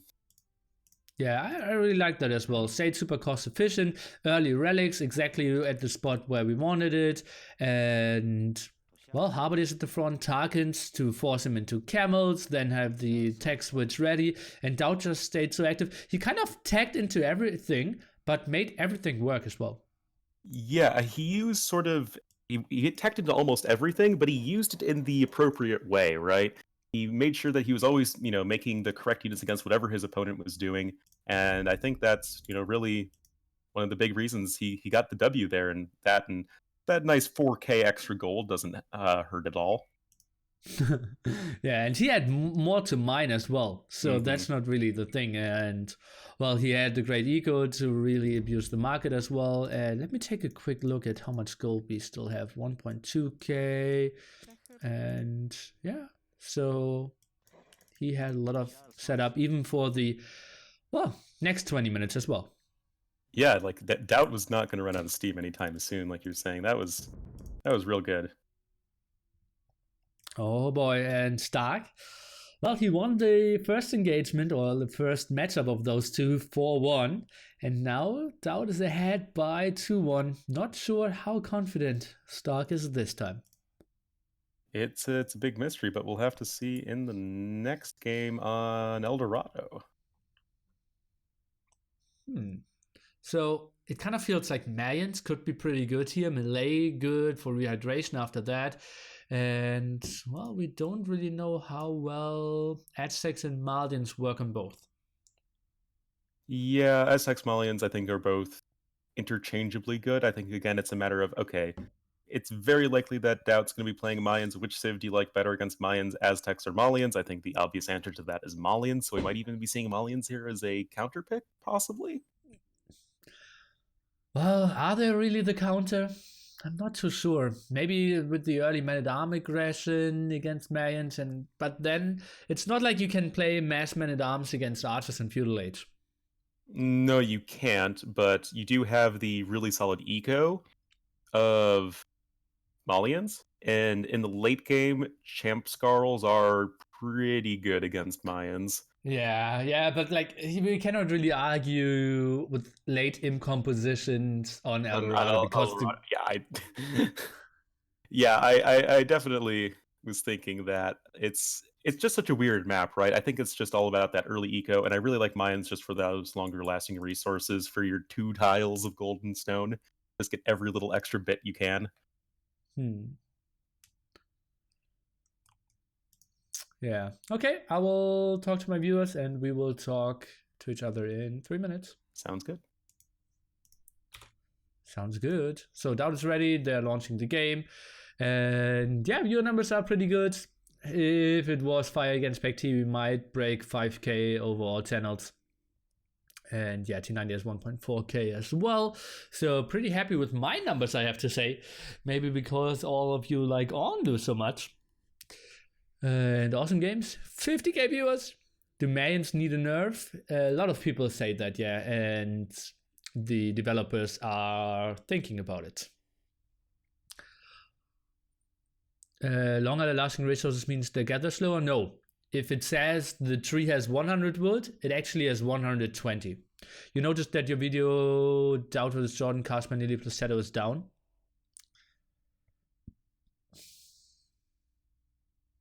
No. I think I got some messages. concerning that, but I didn't know that it was down.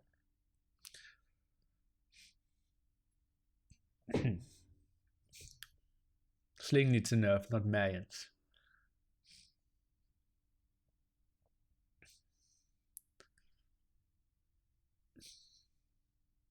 What map did DauT lose? Seize the Hump.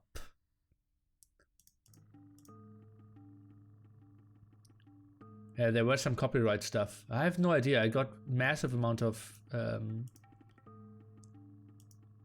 emails, like 200 or something. So I thought it was a spam bot. I didn't read those. Seize the Hump is an awesome map. Well, I got some flames for it on my YouTube channel. Why do I watch a 15-minute game? I want to see comeback. This is the worst idea ever. Why are you trying to force people to die so early? So we will see some more in the long run and how this is played out. I don't really want to judge it after one game. Well, in the meanwhile, we had Bone Order with 500 biddies. Thank you so much over and over again. And Emma and Lindy flying in with 7 months. Not going to be able to stick around today due to travel. Feels bad, man. But excited to watch VODs and your new announcements, Nili Pox. Oh, new announcements. That's true. So what's your comeback to the 15-minute game criticism? Just don't criticize it because of one game. We'll see more games and then we can see. People have troubles with AOE2 soundtracks on YouTube. Viper also got AOM video taken down for copyright because of the music. Maybe because of that. Interesting. Maybe AOM is different than AOE2.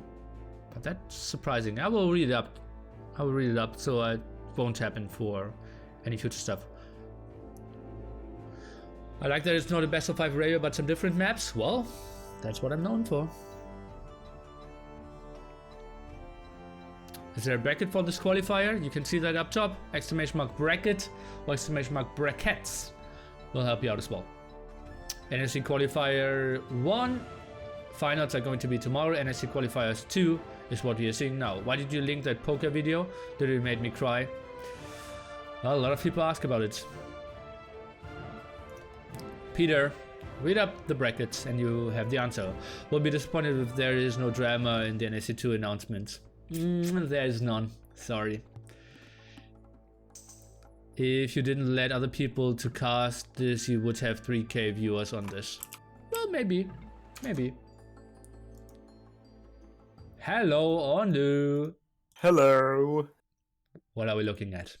Well, I'm looking at DauT in the blue as the Mayans on El Dorado here, fishing from those nice leaping marlin from the sand. But yeah, we're here on El Dorado. DauT blue mines here in the northwest of the map and in the southeast in the red will be Stark as the Aztecs, so not going with Malians here. It's going to be the classic Mesto War. Yeah, indeed. It has been a classic. We have seen that over and over again. People don't really agree what the best is. On some map it's Mayans, on some map it's Aztecs as well. And well, I personally feel Aztecs has maybe a slight advantage here, but that kind of falls off in the mid-feudal age as well. But yeah, I feel they're somewhat even. It's tricky to say. Yeah, I think on this map it's a bit more even. Although, to be honest, I am partial to Mayans on like an Arabia setting. And Arena might even maybe favor Aztecs a little bit. But yeah, this Aztecs going to be super strong off the bat with their very powerful start, faster working military, and the extra gold for potentially lots of militia. Take control of that center gold and stone blob that everybody sees through the fog of war. And it's going to be a matter of, can the Mayans, I think, get up to plumed archers or like a super scary crossbow mass? Well, this map is really designed to having strong feudal age armies as well, and maybe control the center. Go for eagles could be another option. Plumed archers is something we very rarely see on this map because, well, games generally don't last that long. It's more of a 30-minute game here. Small eagle skirmish here. DauT, is he trying to take this one? Oh, loses way more HP than he should. What is he doing? Had more HP and suddenly has less. Kind of a slip up by him. Yeah, that was strange. That was very strange. Also, yeah, actually, just both players actually taking their boar. And I do think the reason I say plumed archers are a possibility is I think Mayans in particular, just because again you have that extra stone from the 15% longer lasting stone mines. So I think you're a bit more able to squeeze out a castle. And if you look at the map of DauT, it's honestly quite wallable. Like, what would you think to DauT just again trying to go for like a fast castle or something and just wall himself in, get a castle up, and drop some plumed archers? I think that doesn't really work. He only have one gold spot, which could be pressured. He cannot really defend this too well. And, well, he might still go for it, but I just feel his gold spot is way too bad. If his gold spot was next to his stone spot, I would say, hallelujah, go for it. But with that gold spot, I think it's too risky. Yeah, that's kind of the whole thorn in the plan right there for DauT, is that rather unfortunate gold spot. Also, on the other side, yes, Stark's map is way more open than DauT's, but look how close he is to the middle, quote-unquote. I mean, he's within one screen of his starting TC and the golden stone in the middle of the map. That has to be pretty nice if you're... Speaking of one screen away from the starting TC, DauT Scout got very good information where the starting TC is, and Stark, well, he is shocked as well. DauT now up to Feudal Age after getting all those walls up. It just feels super weird how he's playing this. Classic banter. But yeah, this feels really weird.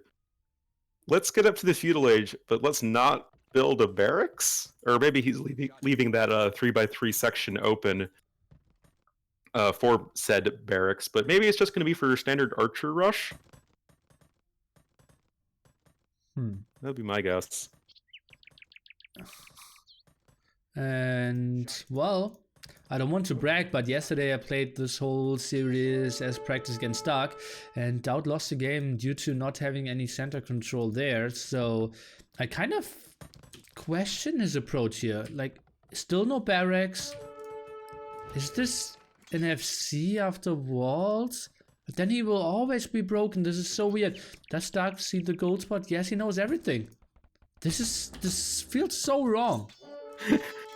It's so wrong. Why are you doing this, DauT? But yeah, like, why are you going to the Feudal Age so quickly then at that point? Maybe just for the potential for defensive towers, but now he's building a barracks? Did he just forget the barracks? Maybe he simply didn't have enough wood as well. Eagle now going down. Man-at-Arms will pressure him heavily. This is... I believe this is not how you play Age of Empires. Maybe he can explain it to us afterwards, but this just feels so off by DauT. Yeah, like, I think off is like the right word, because it doesn't feel like a terrible, like, you know, idea start, but it just doesn't feel right. It feels like you can be doing something better, and it will be for an archery range coming in right here. Stark going to be dropping a tower on DauT's wood line, as he was gathering plenty of stone in the middle, and even a double archery range follow-up. So Stark definitely, I think, playing this map sort of how it is supposed to be played. And Stark, well, double archery range, as you said. That means DauT cannot really go into archers. He kind of needs to go into skirmishes now to do anything. The defensive tower unanswered by DauT as well. I have no idea what we are witnessing here. Oh, also, tower coming up on DauT's gold mine, one tile out of his line of sight. That's pretty unfortunate for DauT, but... Now it's in line of sight.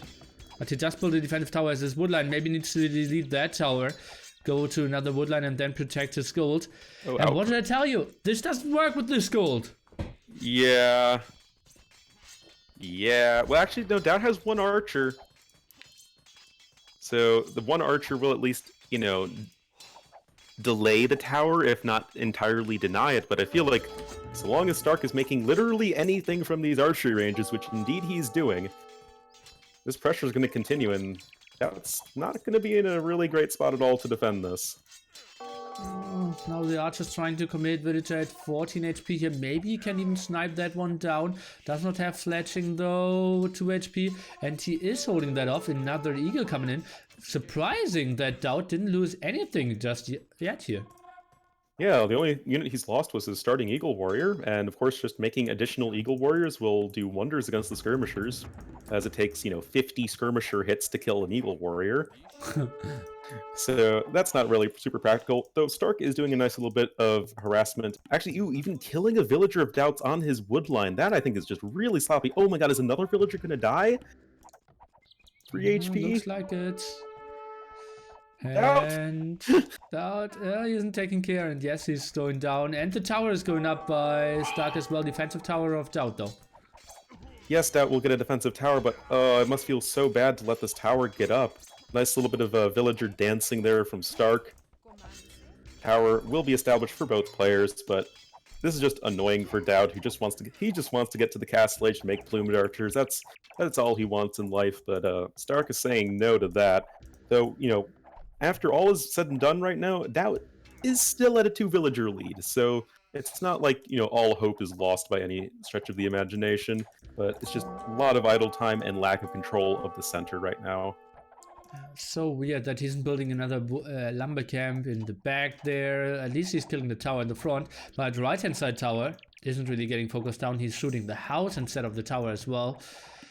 If st4rk only added some more eagles, I think he could have had more of an advantage.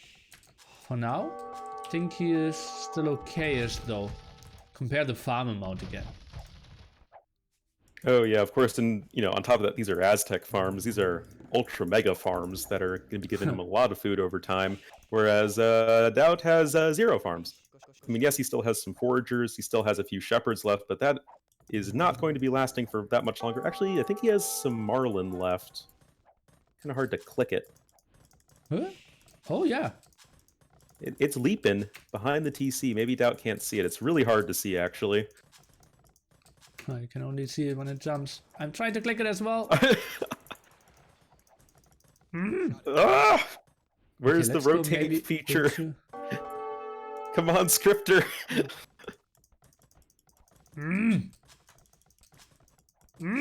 Especially as Mayans, like that, getting all that extra fish would be so nice. I don't care about the fights anymore. I want to know how much fish there is.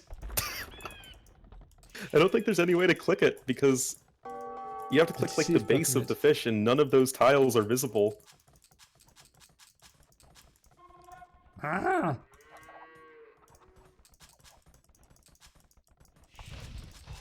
Ah! DauT, delete your... Oh, I got it! Oh crap, I got it for like a second! Oh no! I then unclicked it like an idiot. I think it was like 60 something. Okay, well, not too important. Let's maybe focus a bit on the game. DauT is trying to go for the counter attack and defensive tower now to counter the aggressive tower of st4rk. I think both of them will go up. Not a lot of damage output from st4rk here, and that counter attack from DauT will be super deadly. He has no idea that that is coming here, Mr. st4rk.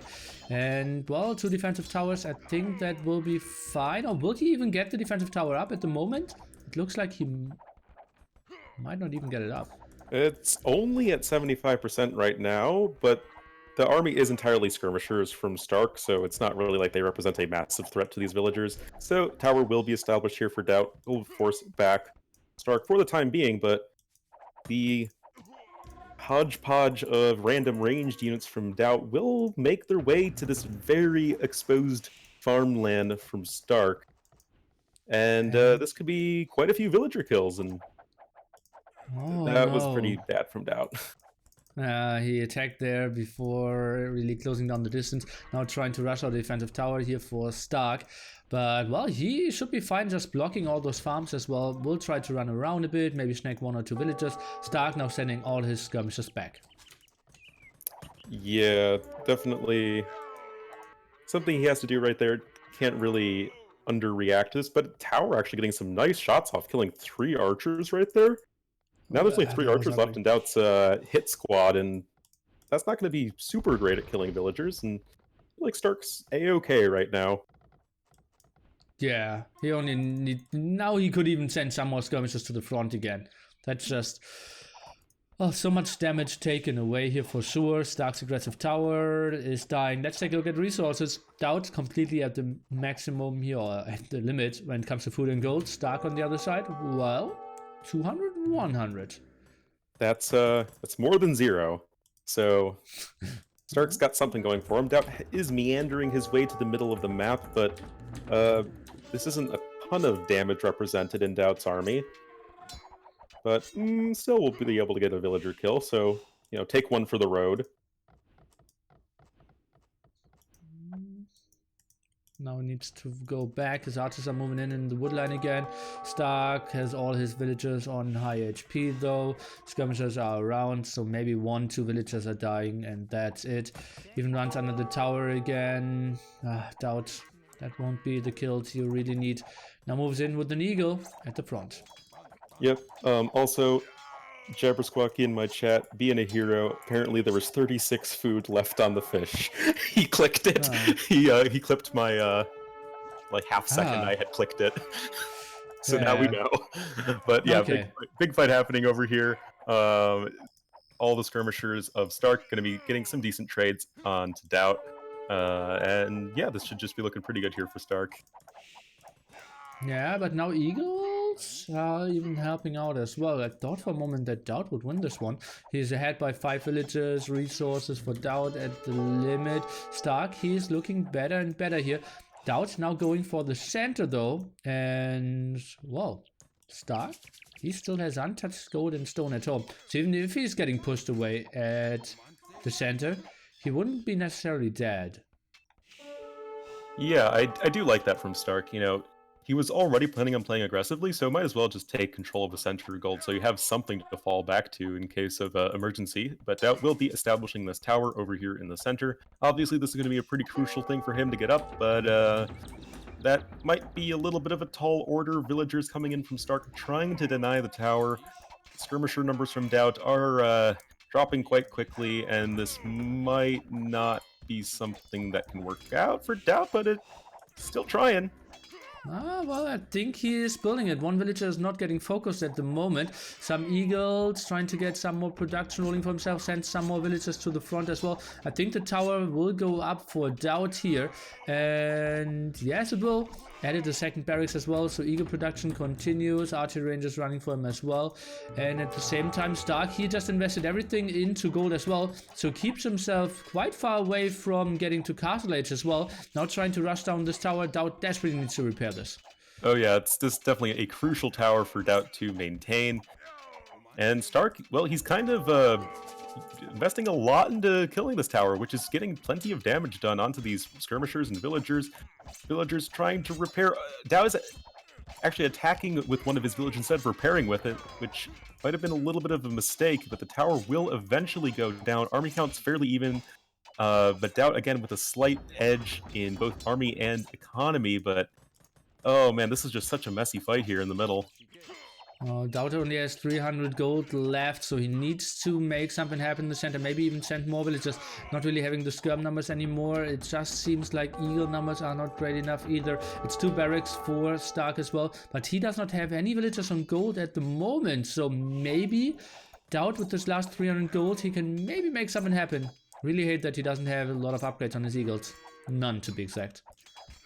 Well, I guess armor doesn't really matter against the skirmishers since they're doing 1 damage anyway, but it will matter plenty versus the opposing eagle warriors and villagers. Attack, of course, going to matter in any case, so yeah, definitely think it's a bit of a bummer for DauT. Working with 3 barracks right now, but of course Aztecs with their eagles producing, I think, like 11 seconds faster or something like that, because they just take so long to create in the Feudal Age. One reason I just really like the Civ for these sort of early game-oriented maps. Yeah, I agree. Blacksmith absolutely needs to be used if you ask me, and we might see some more engagement. DauT finally with a +1 defense here. DauT selling some more wood, wants to keep up his production. What do you think? Maybe add a 4th barracks even? Another one. No, I don't really think that would be enough. What if DauT just clicks to the Castle Age? Or no, sorry, I'm on Stark's POV. Stark can click up to the Castle Age right now. Actually, no. Doesn't. Okay. Yeah, he is. Archer range. Yeah. Okay. DauT, he's going for the kill now in the center. Yeah. Sends more villagers. Maybe tries to. Okay, well, he starts with some towers at the side first. He needs to push Stark away from gold in the next 2 minutes. Otherwise, he's just GG. Oh yeah, I mean, this is super all-in from DauT, but it's a necessary all-in because otherwise he's just going to be totally out of the game. It's just how El Dorado works. But the thing is, DauT has a massive military advantage over his opponent right now. He has over double the army. DauT swooping in with some eagles that at least have some amount of upgrades right now. And DauT's dropped another tower, and is DauT making the power play right here, Nili? Because Stark's army is quickly evaporating.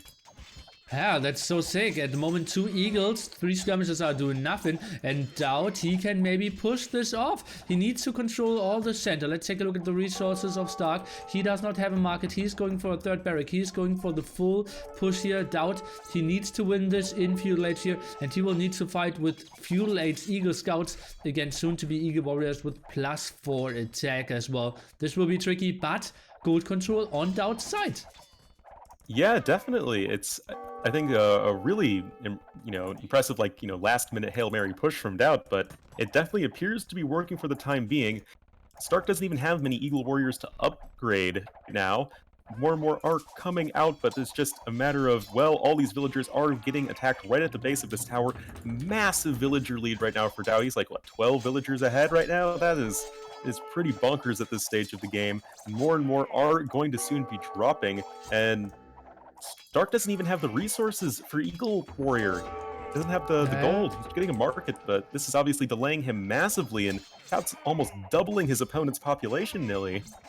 Oh, Stark only selling 100 food. He should have sold like 500-600. Okay, now he's selling massively and will get all the upgrades. But military count at the moment at 2 for him. And those 2 are running into towers. DauT, is he making this happen in Feudal Age? He's now switching into men-at-arms even to counter the Eagles. He listened to the guy from the William Mulms campaign. You got to upgrade your militia to the more powerful men-at-arms. And, I mean, honestly, the men-at-arms are probably his best bet against the Eagle Warriors, as just making Eagle Scouts into Eagle Warriors is not exactly a, good idea. But, I mean, just his remaining Eagle Warriors are going to be so good at hunting down these remaining villagers on the gold. That is going to be center control now here for DauT. And he's looking to be in a really good spot. I mean, Stark for a second was at good old -1 military. Yeah, I mean, having Eagle Warriors is nice, but not if you only have, 2 of them. Oh, and Stark, he finally realized, okay, well, I still have 1.6k gold at home. Why not take that? And he could have had that for ages ago. I think Stark's really through that he didn't realize that he could have had, 20 more eagles. Because they had the barracks for all this time and didn't really go for it. Military count 20-2 now. And the the gold. That is pretty massive. Still worth mentioning that DauT is nowhere near the castle age, and a lot of these eagles are very low HP, but Stark's going to have to run for his TC, more, denied gold income. And yeah, this is pretty crazy. I feel like if Stark can ever secure control of his own gold, he's going to be in a pretty fantastic spot. But in come the men-at-arms, and that's a lot of men-at-arms. That's 8 men-at-arms right now. They still lose to an Eagle Warrior, although they're so costly. I think we just need to see the push here from DauT, 19 to 8 military. Obviously, that includes some skirmishes. Don't you think that DauT might even need to build an aggressive tower to force an engagement? I totally agree with that. I think he's building this mining camp next to the stone for that very reason, because he does probably want to get some more towers going. But remember, I mean, Stark hasn't taken any of his stone yet either. He's just doing that right now, so we'll be able to build at least some amount of defensive towers. But yes, DauT coming in here with his own tower, and he really needs to start applying pressure to his opponent. Otherwise, he's just going to get overwhelmed by eagles. Okay, let's take a look. 10 military to 22. DauT, if he gets up this tower, I think he will win the game.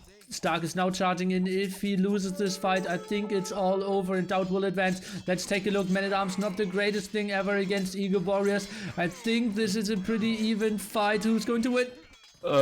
I think DauT's got this. I think the power of the Men-at-Arm is just too strong. And Stark's GG, DauT's got this. Oh boy, what a beautiful game. Number 4 here as well. DauT was so out of it and then played this all in. Went in there with like 12 villagers, fought everything down, pushed the towers away. Star completely forgot about the gold, and what a sick game by our lord. Yeah, that was a really fun game. I mean, honestly, like all of these games this series were really fun and interesting. Lots of feudal age aggression. Gotta love it. Oh yeah, lovely stuff. And well, DauT is even taking those 12 punctos. We will ask him for an interview here, and what a lovely game and what a lovely series.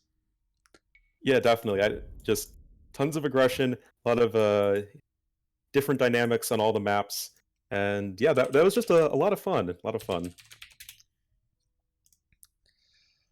Yeah.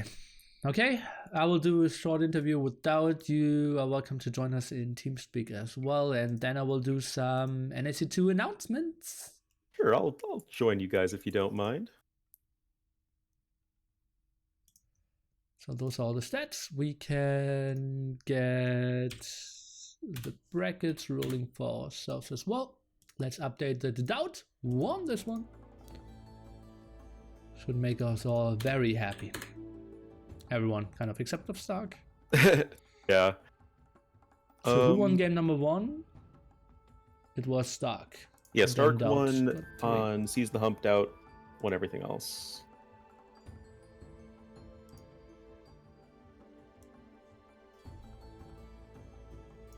If you have the brackets up in front of you, who does DauT face next? I believe it's Winchester. Yes, Winchester. Yeah, that should be a good one. The match that never happened from yeah,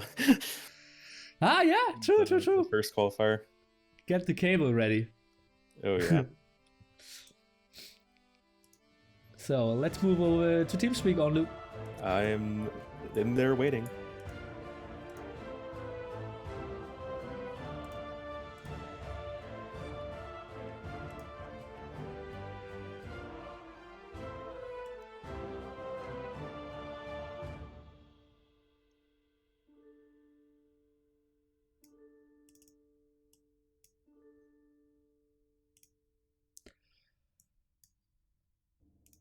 So we're just waiting for DauT, and I can answer some questions. And guys, NSC updates after that. White turtle bandana? What do you think is a turtle, my friend?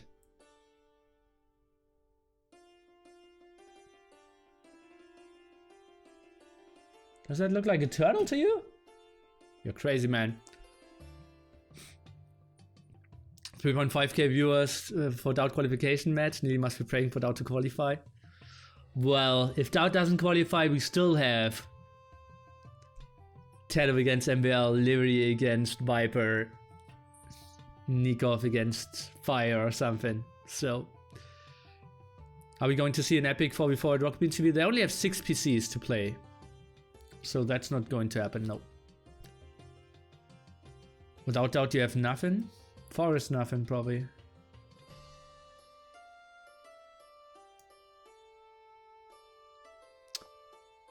Guys, go over to DauT chat and spam that he... How many push-ups today? I did 15. Go over to DauT chat and spam that he should come for an interview. There's no chance for a 4v4 show match, guys. They only have 6 PCs. DauT is not streaming. Ah, DauT didn't stream. Okay. Well, then I will just message him in other ways, right? There's always WhatsApp.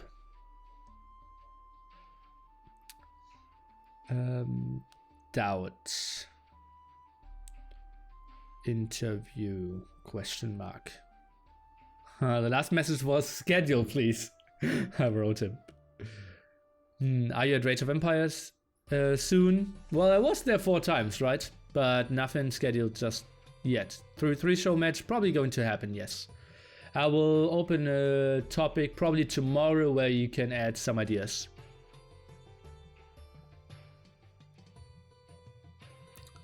Can he 90 join interview? Sure he can.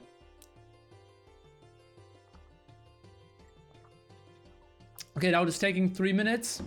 Then... What will I tease you with? Okay, the announcement will be... I will tease you a bit with the announcements. Casters. And...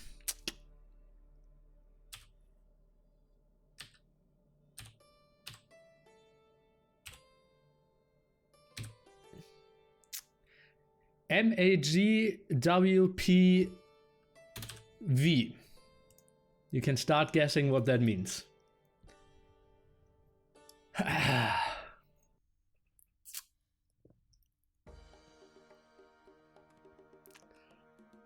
That's short for something. Let's see if you start guessing.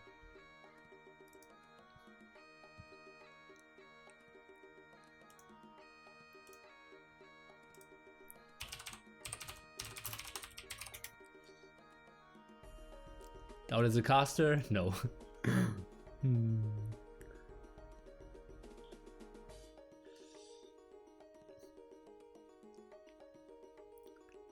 Magias will probably what? And is the announcements done? No. We will do them in like 5-6 minutes. DauT is around in 3 minutes for the interview. And Nili's apartment, great warming party. Millie's apartment?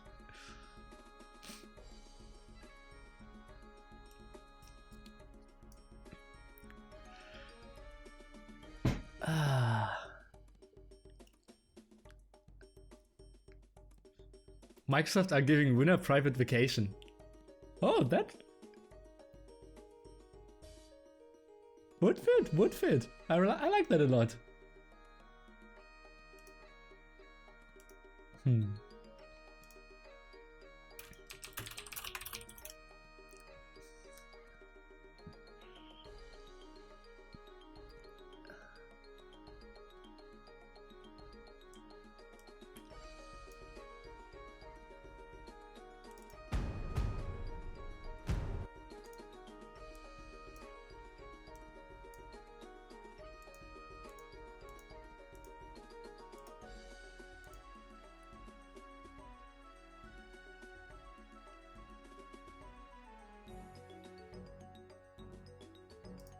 Okay. Oh boy, I'm excited.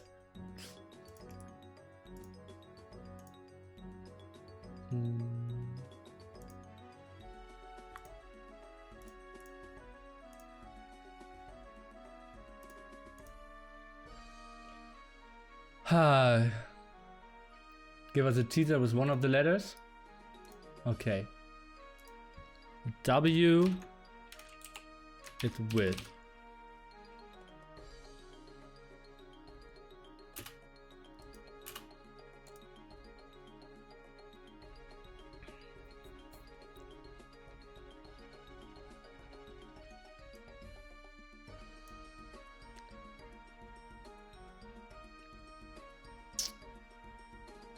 Make America great with probiot.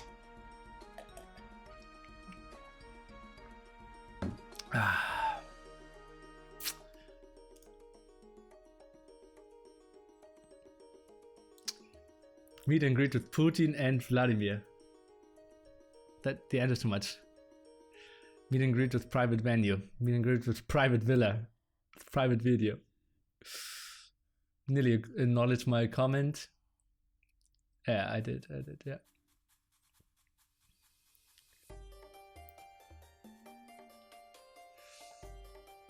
Okay, I will take a quick bathroom break and then we go.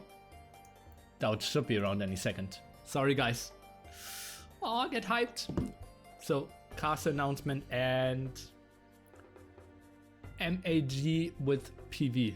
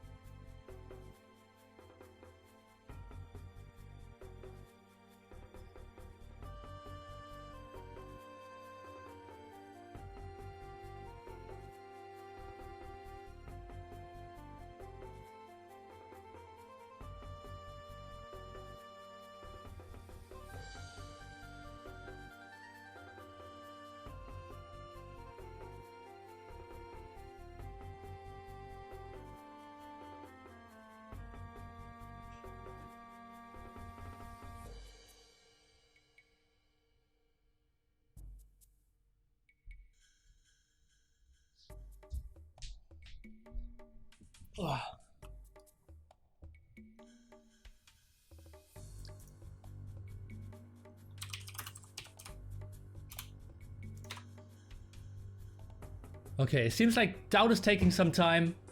Then we'll just do the first announcement. Let's take a look at the new trailer. Obviously, guys, maybe some of you don't know. So the thing is, initially invited were Killer Bee and Zero Empires and T90 official. So Killer Bee was working or is going to work in China during that time, so he can't make it.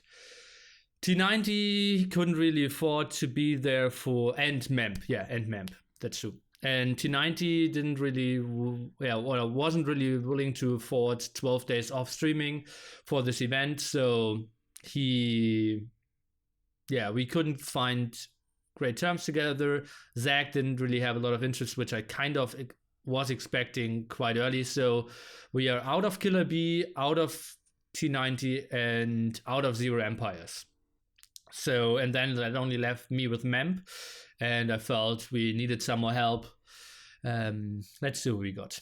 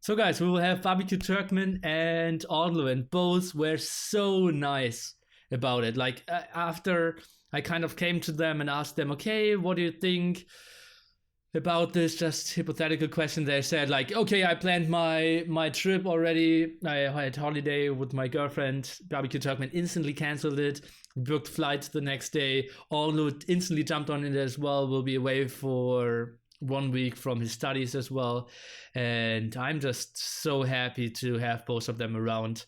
And well, Zero Empires will stop by and will also come to the meet and greet, and well, that's pretty sweet. And I will pull DauT and we can start interviewing him now.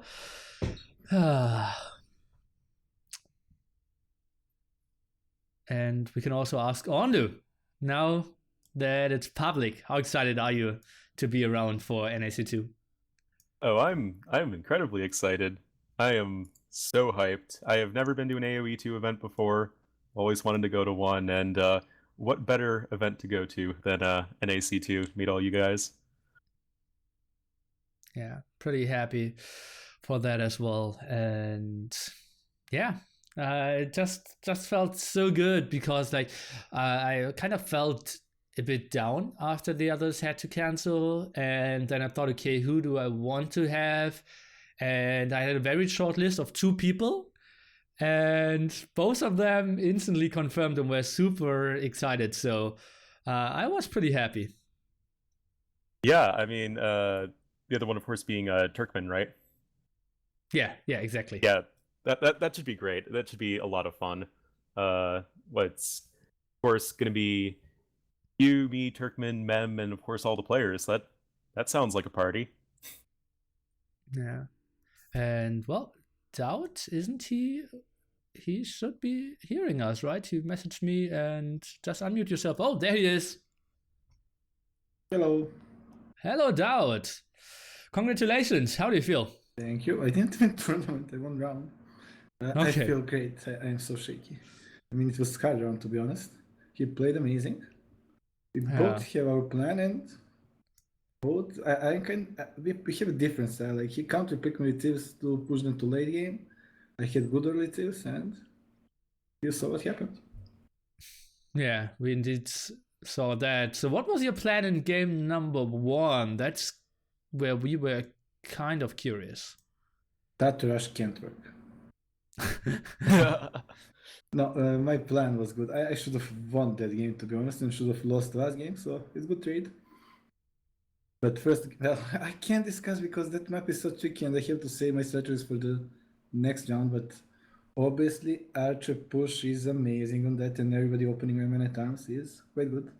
I was a bit unlucky with woodline on my main island. I wanted to take wood from there, but I couldn't. Then the tower would do nothing, my turns would do nothing, and game would be over, and now I just spoil my strategy. Okay.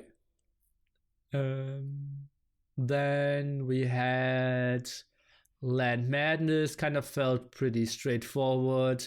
Let us walk through Prairie. So you saw him pick Berbers. What was your long-term game plan there?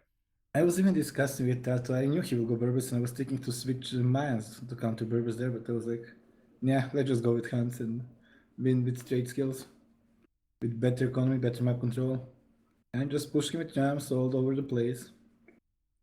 Worked out. Yeah, that was a sick push.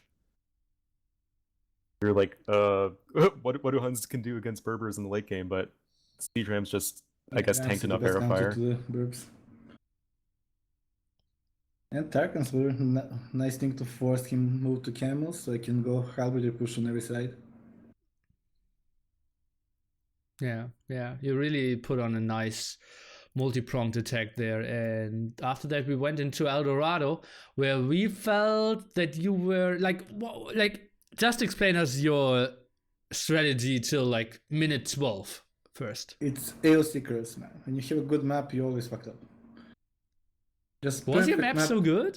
Well, woodline is amazingly good. I got wall in so easily, and I forgot to make barrack, but didn't have wood for that after all those walls. It's just AOC curse, basically.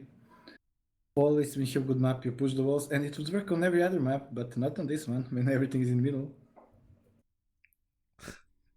I just felt your strategy should never work, and st4rk really screwed this up to let you back into the center. Game.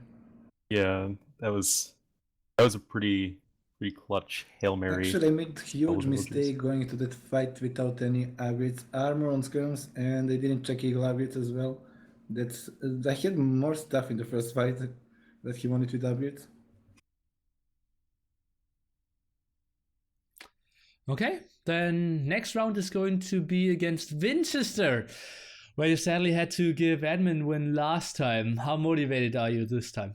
I will probably get admin loss again, so I don't care much, but we'll see who is face to face with losers after that. Actually, I'm really glad I played my nemesis there. Time for a comeback. Okay, it will be a best of 7 of the two of you as well, and we all know that he is your nemesis. Like, are you a bit scared? How well will you prepare? How will your next week before that very important winner bracket semifinal look like for you? It's all about drafting. Like last qualifiers, I didn't have the strong plan for each map against st4rk. Now I had every team I wanted, and every game I actually played according to the plan, except that El Dorado, that was just a weird game. And we'll try to make the same plan against Winchester. We need to check maps. Didn't actually I go week by week. I don't plan that much ahead. Round by round. Okay, now you won 3-1 this time, lost 4-1 the other time. What was the main difference? Well, like I said, it was drafting and strategy.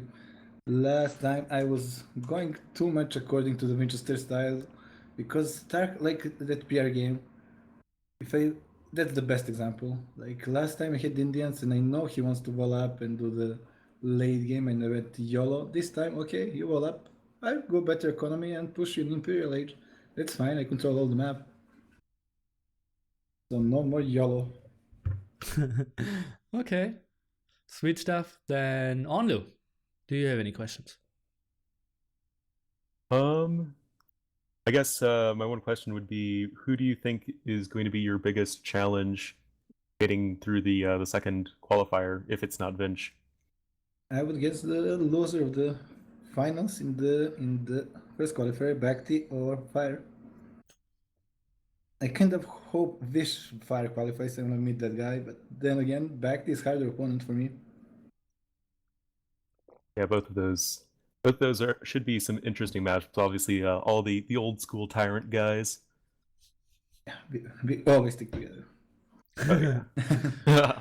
Even like TaToH was helping Fire with drafting and helping me as well. TaToH is an amazing guy. Thank you, Tati. He Always was thank helping Tati. him like prepare for the drafting or live?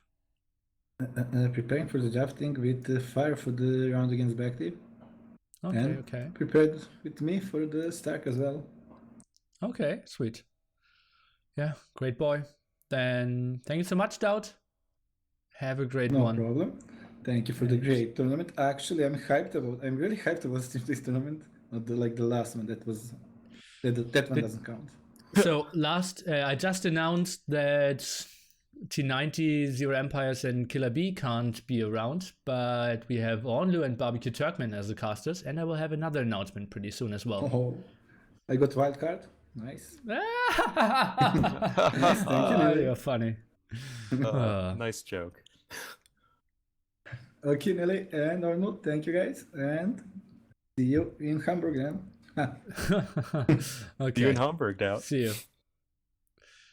Okay. So, Onlu, I can let you in. It's kind of relevant for you as well. But yeah. So guys, as you all know, at Saturday evening, we will have a meet and greet in Hamburg, 16th of February. And I went over there and have a really nice location. Space for like 200 people. It's a whole metal club where the Beatles played in the old days. So it is meet and greet. And then I talked to the owner a bit and told him, yeah, what are we up to? And he said, oh, Age of Empires. I played that as well in the old days.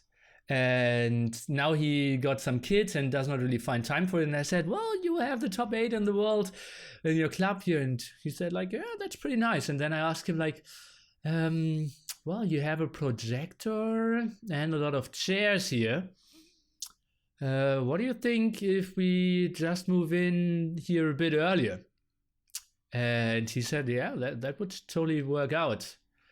And then I asked him, okay, how early can we move in? And he said, like, anytime. And then I said, okay, then we will rent the whole location for the whole Saturday. And so everyone who's coming to the meet and greet can also watch the semifinals live the whole Saturday. And I'm super happy with that. And just left, and I was like, oh, this will be so nice for everyone on Saturday. And then I just called him an hour later and said, like, what do you think? Can I also get the location for Sunday? And he said, like, it's free. It's yours. So we will have the whole location, a whole club for like more than 200 people for whole Saturday, whole Sunday. So everyone who is at that weekend in Hamburg, you will have public viewing there.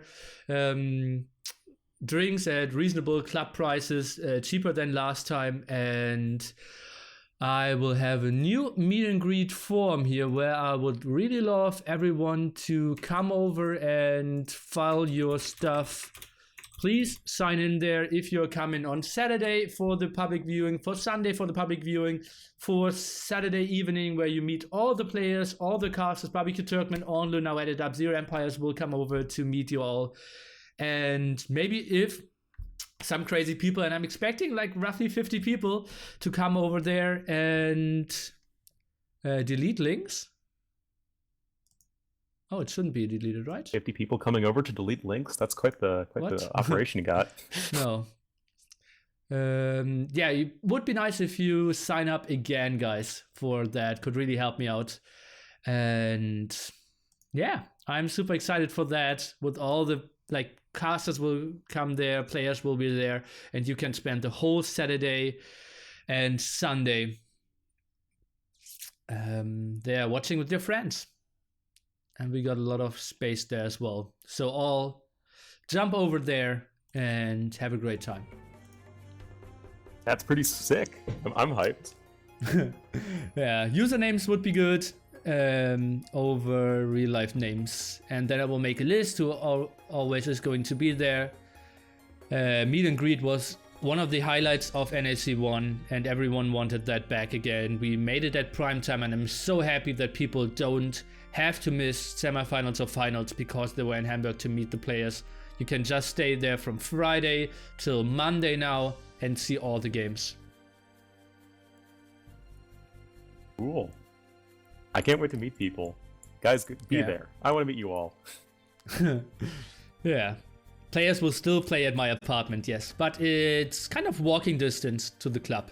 Like 10 minutes by foot. So we will get there Saturday evening quite quick.